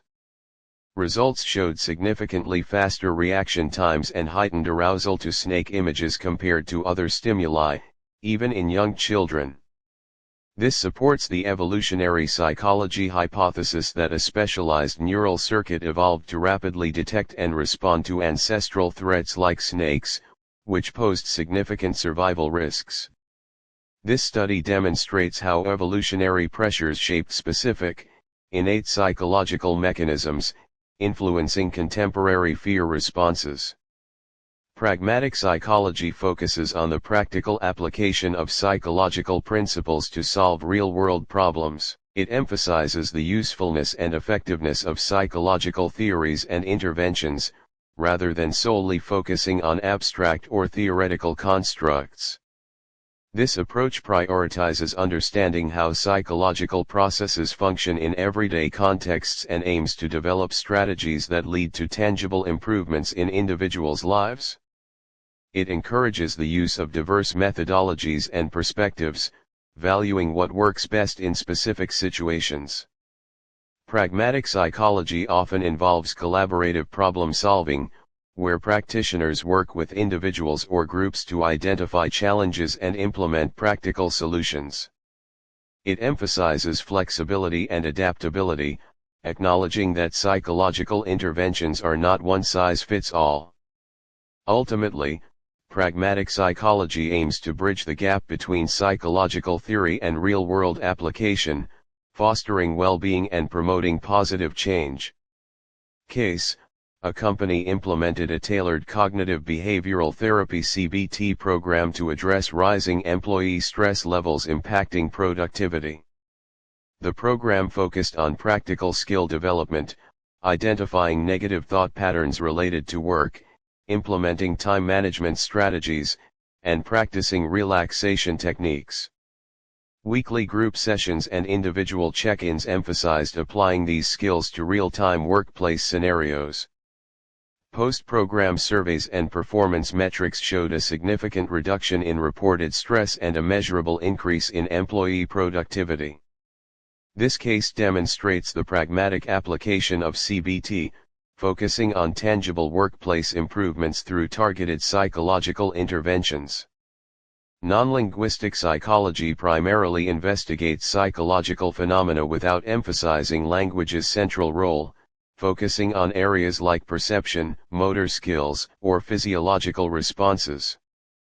It often utilizes methods like behavioral observation, physiological measurement, or neuroimaging, minimizing verbal data. In contrast, pragmatic psychology prioritizes the practical application of psychological principles to solve real-world problems. It emphasizes the effectiveness of interventions in specific contexts, regardless of theoretical purity. While pragmatic psychology might incorporate linguistic elements if they are relevant to the problem at hand, its focus is on achieving tangible outcomes. Essentially, non-linguistic psychology explores fundamental psychological processes, while pragmatic psychology seeks practical solutions, with language being a tool if needed, not a core focus. Case: non-linguistic. A study used virtual reality (VR) exposure therapy to treat children with severe needle phobia. VR simulations recreated the medical environment, gradually increasing exposure to needle-related stimuli while monitoring physiological responses: heart rate, skin conductance. This non-linguistic approach bypassed verbal processing, focusing on direct behavioral desensitization. Significant reductions in fear responses were observed post-therapy. 1. Pragmatic. A school district implemented a Calm Corner initiative to address disruptive behavior in elementary students. Based on behavioral principles, the corner provided sensory tools, weighted blankets, fidget toys, and visual timers for self-regulation. Teachers were trained to guide students in using the corner during emotional escalation. This pragmatic intervention, prioritizing immediate behavioral change over theoretical constructs, resulted in decreased classroom disruptions and improved student self-regulation. Vector autoregression (VAR) is a statistical modeling technique used to analyze the dynamic relationships between multiple time series variables. It treats each variable as a function of its own past values and the past values of the other variables in the system. Unlike traditional regression models, VAR models do not require specifying which variables are dependent and which are independent. Instead, they allow all variables to be endogenous, meaning they are determined within the model. This approach is particularly useful for exploring the interdependencies and feedback loops among variables over time. VAR models are commonly employed in economics, finance, and other fields where understanding the dynamic interactions between multiple time series is crucial, such as forecasting macroeconomic indicators or analyzing financial market behavior. The model's output provides insights into the impulse response functions, which illustrate how shocks to one variable affect the other variables over time, and the variance decomposition, which shows the proportion of the forecast error variance of each variable that is attributable to shocks to the other variables. Case: researchers used a VAR model to analyze the dynamic relationships between inflation, unemployment, and interest rates. They aimed to understand how shocks to one variable propagated through the system over time. The model revealed that an unexpected increase in interest rates led to a short-term decrease in inflation but a delayed increase in unemployment. Impulse response functions showed the temporal patterns of these effects, while variance decomposition indicated the relative importance of each variable in explaining the fluctuations of the others. This VAR analysis provided insights into the complex interplay of these economic indicators, aiding in policy decisions. Psychological externalism argues that the content of our mental states, such as beliefs and desires, is at least partially determined by factors external to our minds. It challenges the traditional view that mental content is solely determined by internal, brain-based processes. This perspective emphasizes the role of the environment, including physical objects, social interactions, and cultural contexts, in shaping our thoughts and experiences. Externalists maintain that what we think and believe is often dependent on our relationships with the world around us. For example, the meaning of a word in our thoughts might be tied to the actual objects or concepts the word refers to in the external world. This contrasts with internalism, which holds that mental content is solely determined by internal states, regardless of external circumstances. Psychological externalism has implications for understanding consciousness, perception, and the nature of knowledge, suggesting that our minds are fundamentally intertwined with the world we inhabit. Case: a study examined how GPS usage affects spatial memory and cognitive mapping. Participants navigated unfamiliar routes using GPS, then attempted to recreate the routes from memory. Results showed significantly poorer spatial recall compared to participants who navigated without GPS. This supports the extended mind hypothesis, a form of externalism, suggesting that the GPS became integrated into the participants' cognitive processes. Relying on the external device altered their internal cognitive map formation, demonstrating how external tools can fundamentally shape mental representation and memory. Anyone who wants to know the human psyche will learn next to nothing from experimental psychology. He would be better advised to abandon exact science, put away his scholar's gown, bid farewell to his study, and wander with human heart through the world. Carl Jung. Final project. Below is a list of final synthesis and research project ideas that align with the course objectives and cater to the J.O.L.A.L.F context. These ideas encourage critical thinking, creativity, and the integration of multiple course modules, while remaining digestible for an introductory audience. Each project idea includes a brief description, its relevance to the course, and how it connects to the J.O.L.A.L.F case study. Final synthesis and research project ideas. 1. A cross-cultural analysis of mental health concepts. Ancient wisdom meets modern psychology. Description: students will select two ancient civilizations, e.g. Egyptian, Greek, Chinese, or Indian, as mentioned in the J.O.L.A.L.F case study, and compare their historical approaches to understanding mental health with a modern psychological framework, e.g. cognitive psychology, psychoanalytic theory, or process psychology. The project will explore how ancient concepts like mental equilibrium in Chinese texts or states of consciousness in Indian scriptures align with or differ from contemporary theories. Students will use qualitative methods, e.g. narrative analysis, to interpret ancient texts, and statistical methods, e.g. descriptive statistics, to analyze modern prevalence rates of mental health issues in those regions today. Relevance to course. This project integrates the historical perspectives module by examining psychology's origins, the philosophy of psychology module by exploring the mind-body problem across cultures, and the process psychology module by analyzing subjective experiences. It also ties into the applications of psychology module by considering how historical insights can inform modern mental health practices. 2. Designing a culturally sensitive mental health intervention for a global audience. Description: students will design a hypothetical mental health intervention, e.g. a stress management program that incorporates principles from process psychology, e.g. awareness of subtle signals, and cognitive psychology, e.g. addressing negative thought patterns, as in Jack Canfield's quote. The intervention must be tailored to 2 distinct cultural contexts from the J.O.L.A.L.F case study, e.g. a program for modern-day Egypt and India.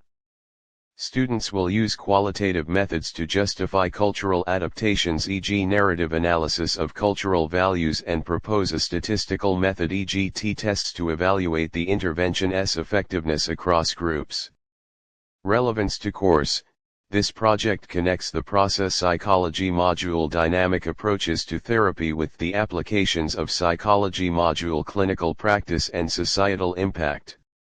It also engages the scientific methods and statistics module by requiring students to propose a research design and statistical analysis, and the synthesis and critical reflection module by encouraging a personal philosophy on culturally sensitive psychology.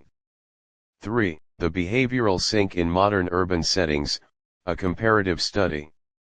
Description: inspired by John B. Calhoun's behavioral sink concept, students will investigate the psychological effects of overcrowding in 2 modern urban settings, e.g. a city in China and one in Europe, reflecting the J.O.L.A.L.F case study's global scope. They will analyze how overpopulation impacts social behavior, stress, and mental health, drawing parallels to historical observations, e.g. Greek philosophers' debates on the brain's role in thought. Students will propose a mixed method study, using observational data or data from the J.O.L.A.L.F framework to document behaviors, and statistical analysis, e.g. ANOVA, to compare stress levels across cities.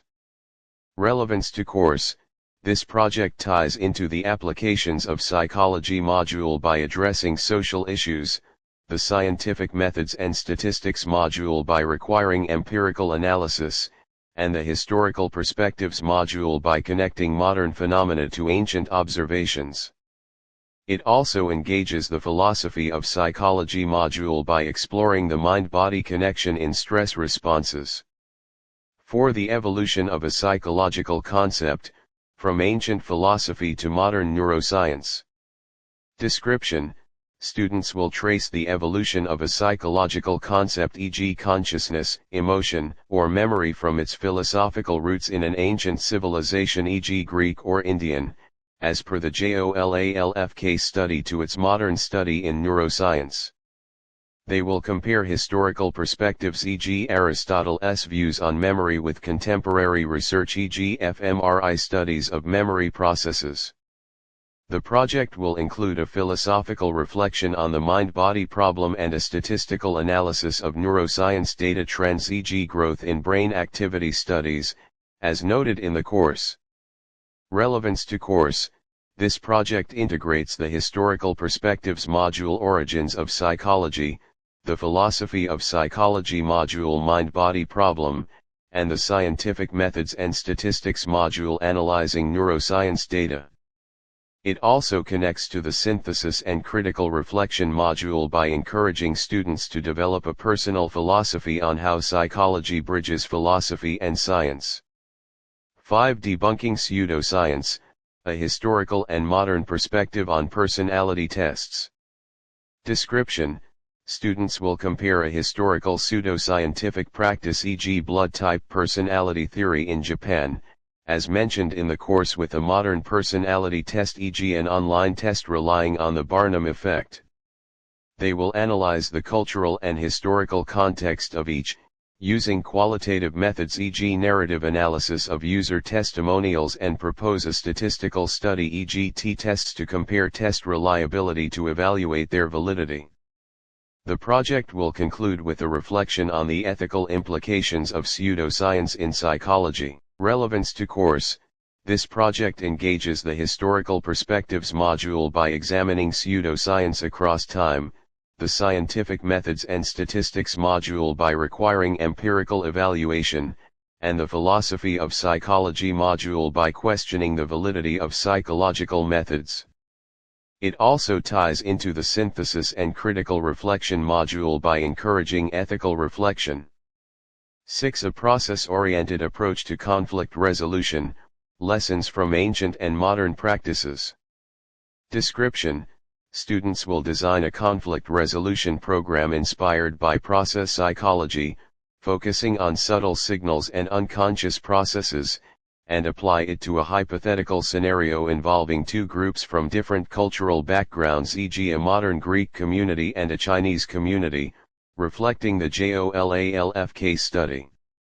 They will incorporate ancient conflict resolution practices, e.g. Greek philosophical debates, Chinese emphasis on harmony, and modern statistical methods, e.g. ANOVA, to analyze pre- and post-intervention conflict levels to evaluate the program's effectiveness. Relevance to course: this project integrates the process psychology module, dynamic approaches to transformation, the applications of psychology module, organizational and societal applications, and the scientific methods and statistics module, empirical evaluation. It also engages the historical perspectives module by drawing on ancient practices. 7. The mind-body connection across time, a historical and neuroscientific exploration. Description: students will explore the mind-body connection by comparing historical perspectives, e.g. Chinese texts linking mental equilibrium to physical health, as in the J.O.L.A.L.F case study, with modern neuroscientific findings, e.g. brain-body connection research on stress and health. They will design a hypothetical study using neuroimaging, e.g. fMRI, to investigate how mental states like anxiety affect physical health, and propose statistical methods, e.g. structural equation modeling, to analyze the data.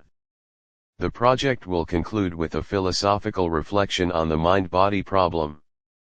Relevance to course: this project connects the Philosophy of Psychology module, mind-body problem, the Historical Perspectives module, ancient views on mental-physical links, and the Scientific Methods and Statistics module, neuroscientific research design.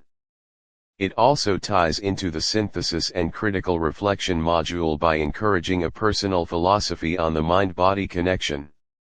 8. The impact of technology on cognitive processes, a global perspective.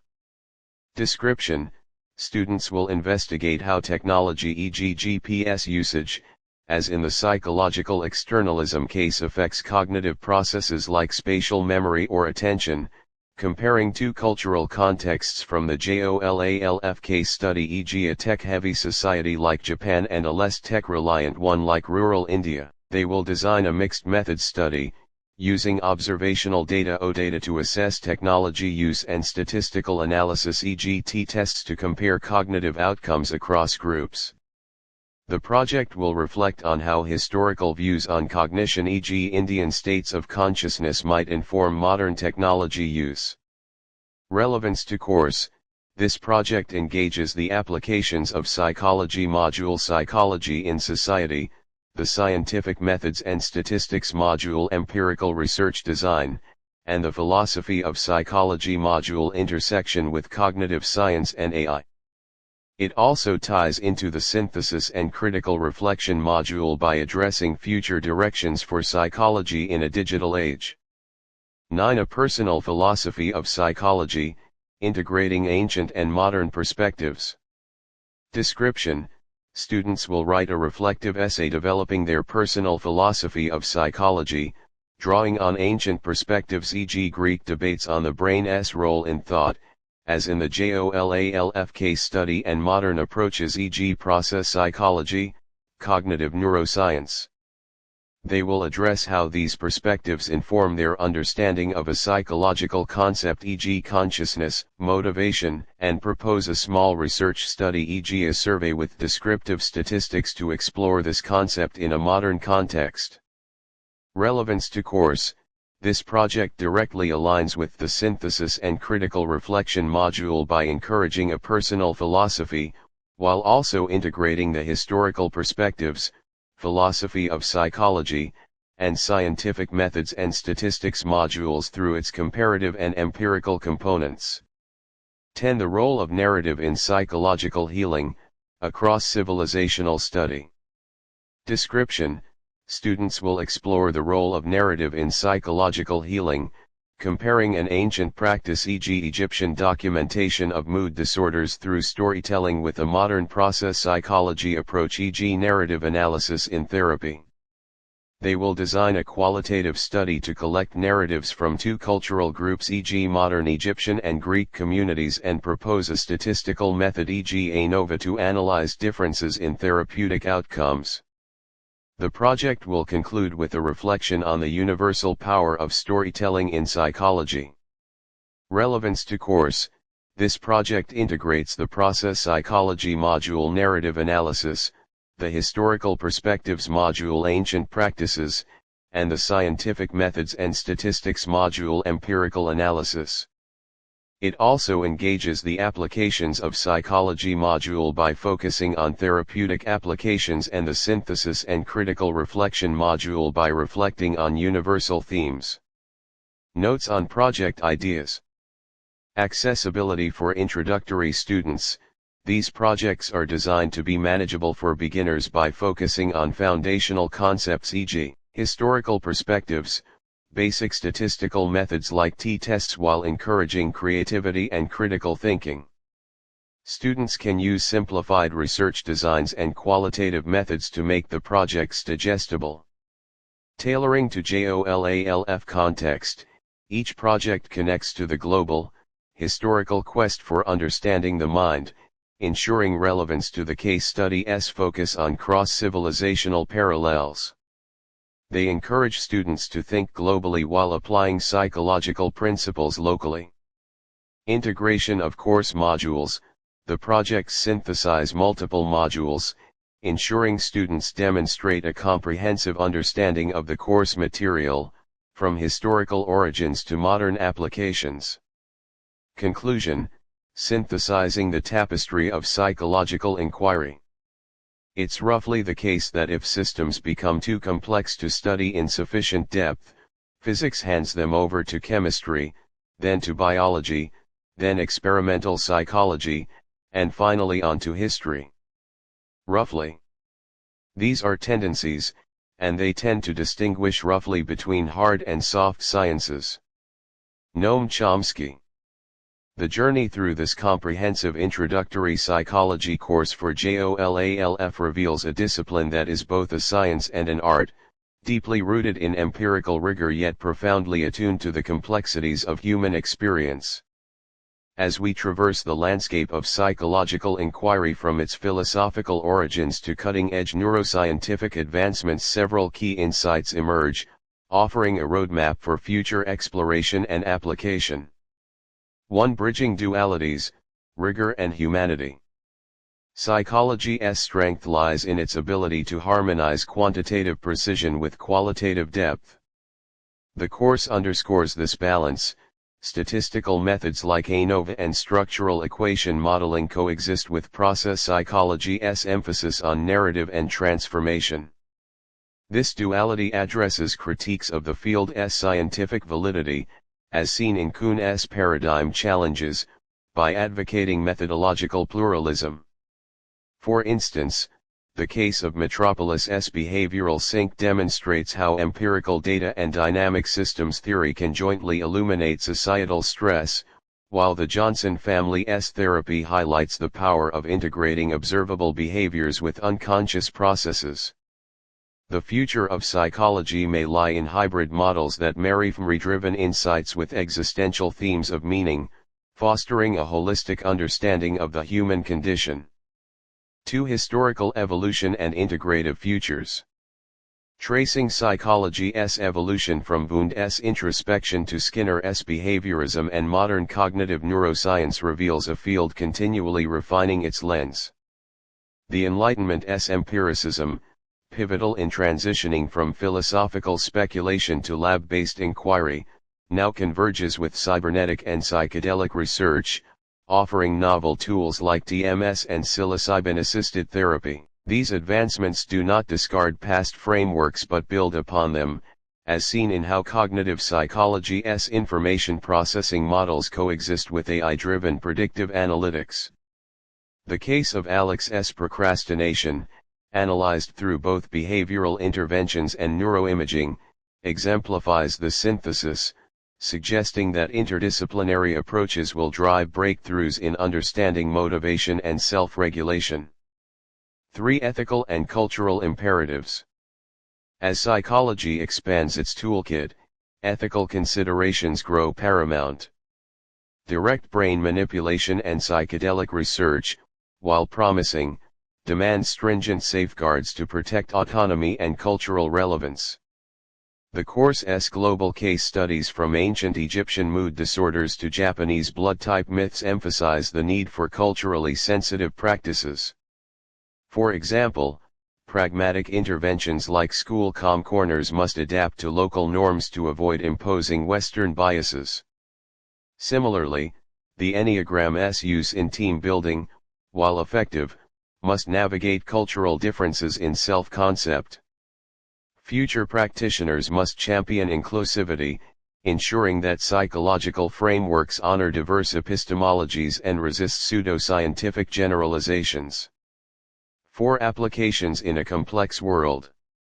Psychology's relevance shines in its capacity to address pressing societal issues.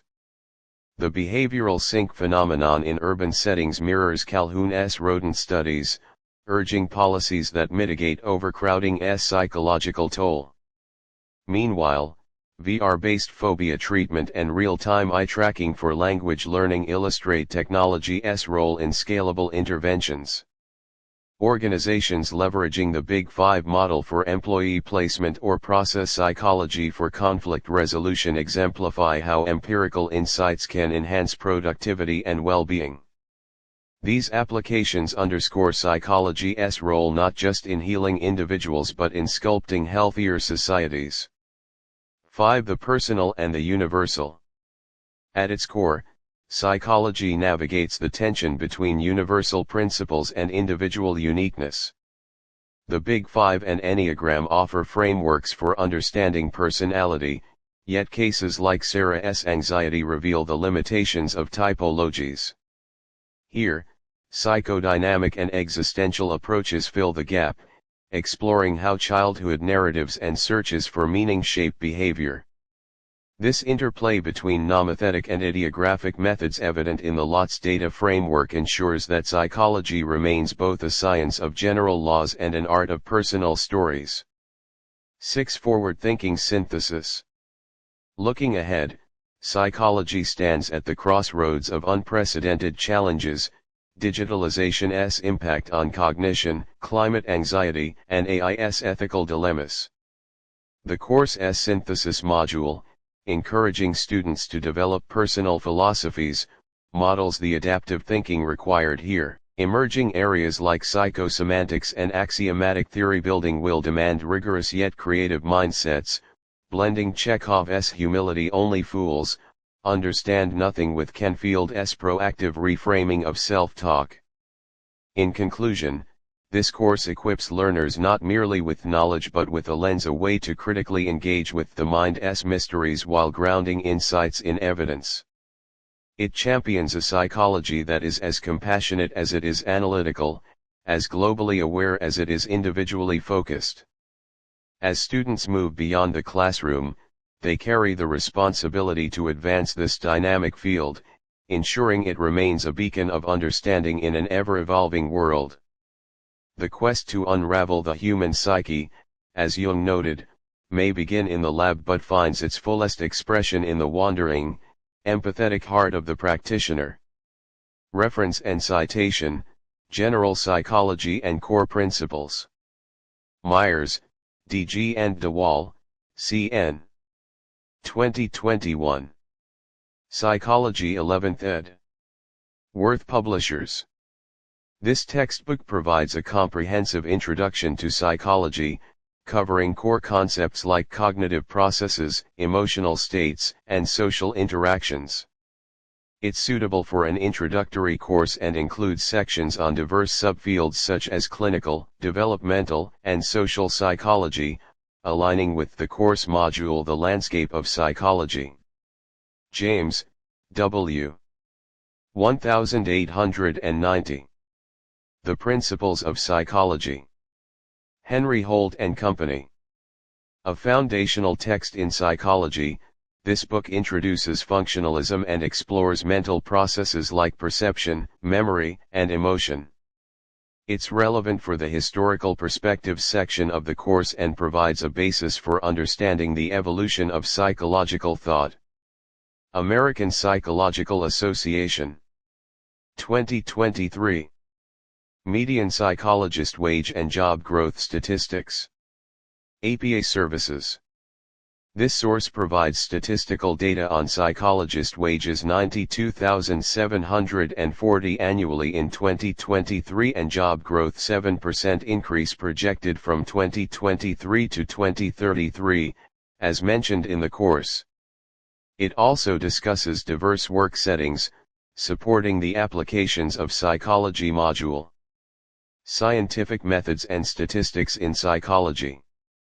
Gravetter, F.J. and Walnut, L.B. 2016. Statistics for the Behavioral Sciences 10th ed. Cengage Learning. This book covers descriptive and inferential statistics, including t-tests and ANOVA, which are essential for psychological research. It aligns with the course module on scientific methods and statistics in psychology and provides practical applications for interpreting psychological data. Shaughnessy, J.J. Zechmeister, E.B.N. Zechmeister, J.S. 2015. Research Methods in Psychology 10th ed. McGraw-Hill Education. This text explores the scientific method, research designs, and ethical considerations in psychological research. It's directly relevant to the course's focus on critically evaluating research methodologies and understanding statistical methods. Cohen, J. 1988, Statistical Power Analysis for the Behavioral Sciences 2nd ed. Lawrence Erlbaum Associates. A seminal work on statistical power analysis, this book provides tools for understanding the validity of psychological research, including the use of statistical methods like those mentioned in the course, e.g. t-tests, ANOVA. Philosophy of Psychology. Kim, J.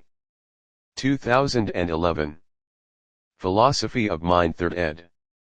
Westview Press. This book examines the mind-body problem, consciousness, and the nature of mental states, which are central to the philosophy of psychology module. It provides a philosophical framework for understanding psychological inquiry. Chalmers, D.J. 1996. The Conscious Mind, in Search of a Fundamental Theory. Oxford University Press. This work explores consciousness and the mind-body problem, offering philosophical perspectives that intersect with neuroscience and cognitive science, as highlighted in the course. Fodor, J.A. 1983. The Modularity of Mind. MIT Press. Fodor's work on the modularity of mental processes provides a philosophical and cognitive science perspective on how the mind operates, relevant to the course's exploration of the intersection of psychology with neuroscience and AI. Kuhn, T.S.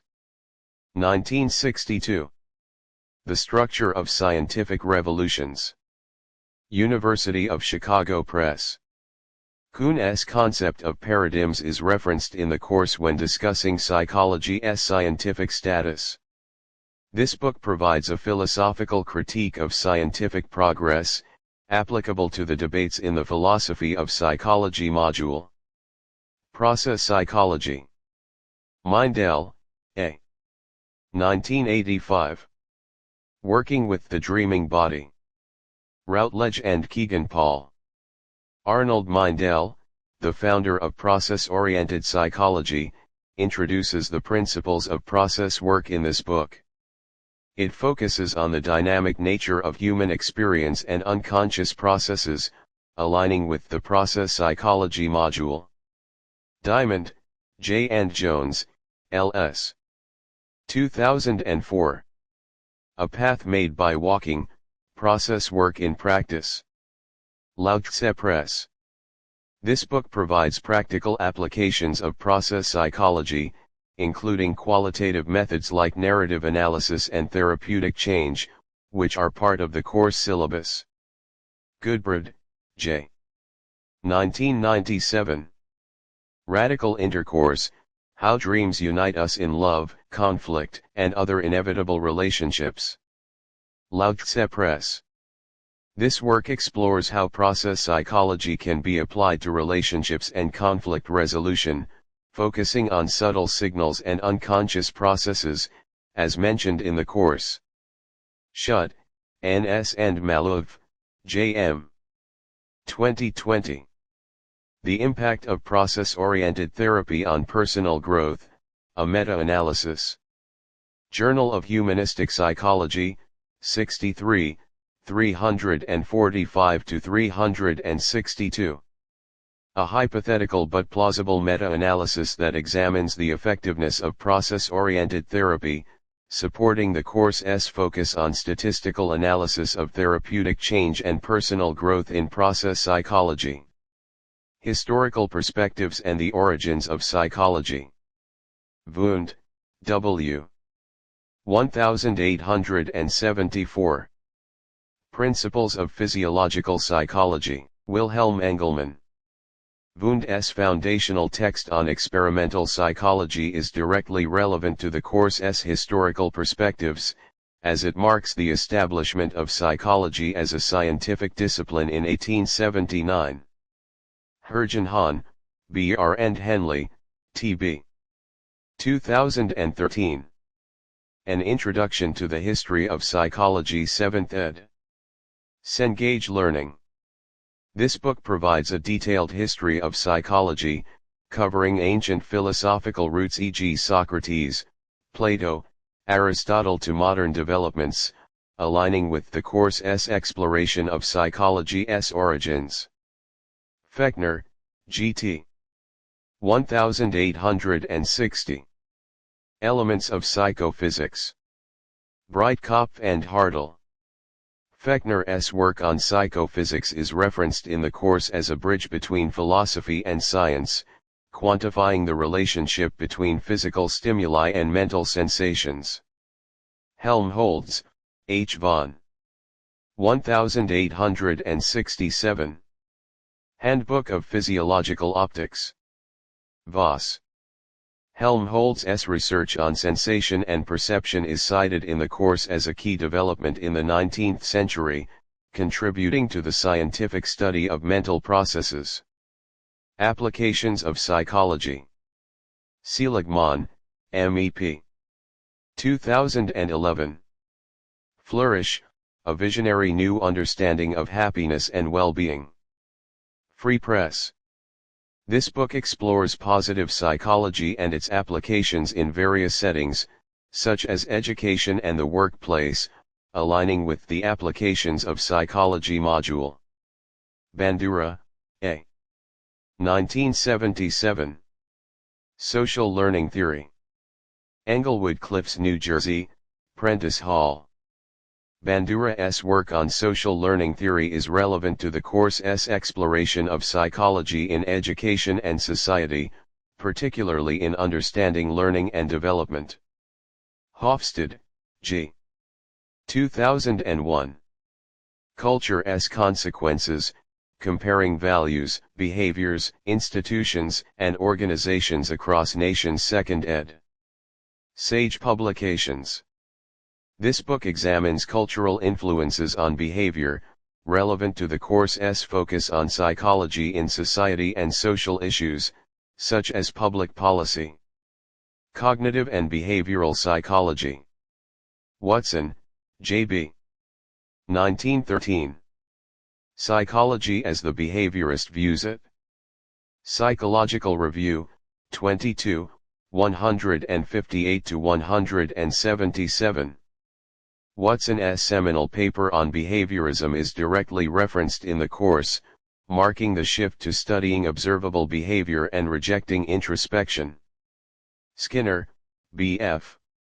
1953. Science and Human Behavior. Macmillan.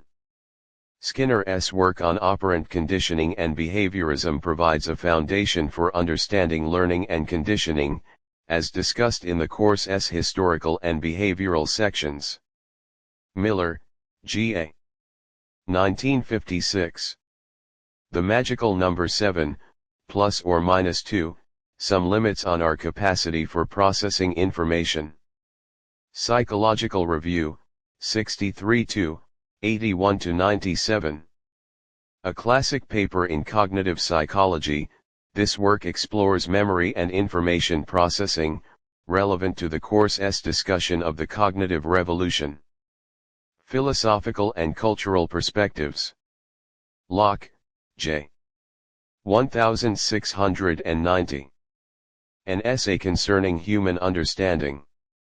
Thomas Bassett. Locke's empiricism, emphasizing knowledge through sensory experience, is cited in the course as a precursor to scientific psychology during the Enlightenment. Hume, D. 1748. An Inquiry Concerning Human Understanding. A. Miller. Hume's work on empiricism and skepticism supports the course's discussion of the philosophical shift towards observation and experience in the 17th and 18th centuries. Nisbet, R.E. 2003. The Geography of Thought, How Asians and Westerners Think Differently. And Why. Free Press. This book explores cultural differences in cognition, relevant to the course's case study on the global quest for understanding the mind across civilizations. Process-oriented and dynamic approaches. Mindell, A. 1995. Sitting in the Fire, Large Group Transformation Using Conflict and Diversity. Lao-Tse Press. This book applies process psychology to group dynamics and conflict resolution, supporting the course's focus on the dynamic nature of human experience. Pearls, F. Hefferline, R. and Goodman, p. 1951. Gestalt Therapy, Excitement and Growth in the Human Personality. Julian Press. While primarily a therapeutic approach, Gestalt therapy shares principles with process psychology, focusing on awareness and the present moment, which can be tied to the course's process psychology module. Statistical and Neuroscience Integration. Friston, K.J. 2010. The Free Energy Principle, A Unified Brain Theory. Nature Reviews Neuroscience, 11 127-138. This paper explores the integration of neuroscience and cognitive science, relevant to the course's discussion of brain-body connections and neuroscience data growth. Tabashnik, B.G. and Fiddle, L.S. 2019. Using Multivariate Statistics 7th ed.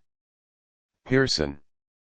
This book covers advanced statistical methods like structural equation modeling (SEM), which the course mentions in the context of analyzing dynamic psychological phenomena. Synthesis and Reflection. Canfield, J. and Hansen, M.V. 1993. Chicken Soup for the Soul. Health Communications Incorporated. This book includes the Jack Canfield quote about controlling thoughts, as cited in the course. It also provides a practical perspective on positive thinking, relevant to the synthesis and critical reflection module. Rogers, C.R. 1961. On Becoming a Person, a Therapist's View of Psychotherapy. Houghton Mifflin. Rogers' humanistic approach emphasizes personal growth and self-actualization, aligning with the course's final module on developing a personal philosophy of psychology. Additional topics e.g. behavioral sync, pseudoscience, cybernetic psychology. Calhoun, J.B. 1962. Population Density and Social Pathology. Scientific American, 206 139-148. Calhoun's seminal work on the behavioral sync is directly referenced in the course, providing empirical evidence for the effects of overpopulation on behavior. Lilienfeld, S. Olin, S.J. and Lower, J.M. eds. 2015. Science and Pseudoscience in Clinical Psychology 2nd ed. Guilford Press. This book addresses pseudoscience in psychology, such as the Barnum effect mentioned in the course's case study on personality tests. Wiener, N. 1948. Cybernetics, or Control and Communication in the Animal and the Machine. MIT Press. Wiener's foundational work on cybernetics provides a theoretical basis for cybernetic psychology, as discussed in the course.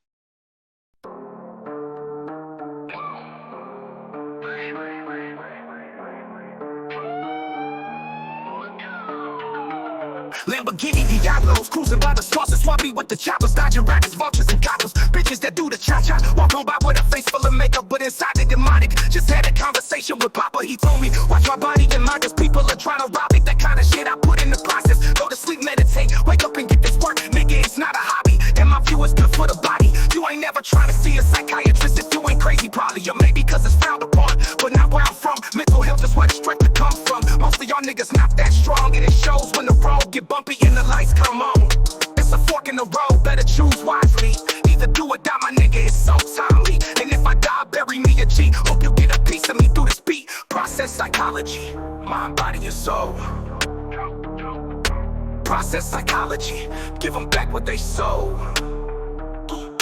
Process psychology, the mind, body, and soul. Process psychology, give them back what they sold. Every session is like a song, every bar a point of progression. You getting on, keep you thinking outside of the box. Even when you ain't home, just call it a traveling stone. One thing you gotta know is we are not perfect. Even when you see the picture, the camera won't catch the full surface. But even then, is it really worth it? Most of us put on the earth with a purpose is bigger than this. Shit, don't make me go into the abyss. I just thought that I would add a 10 to the list. Back to the process, what's your point of interest? What keeps you focused on what's next? What gives you energy to go and invest? And it better not be just for a check. Better find something that gives you purpose. If you need help, you know where to check. Shit, it ain't like they taking respect.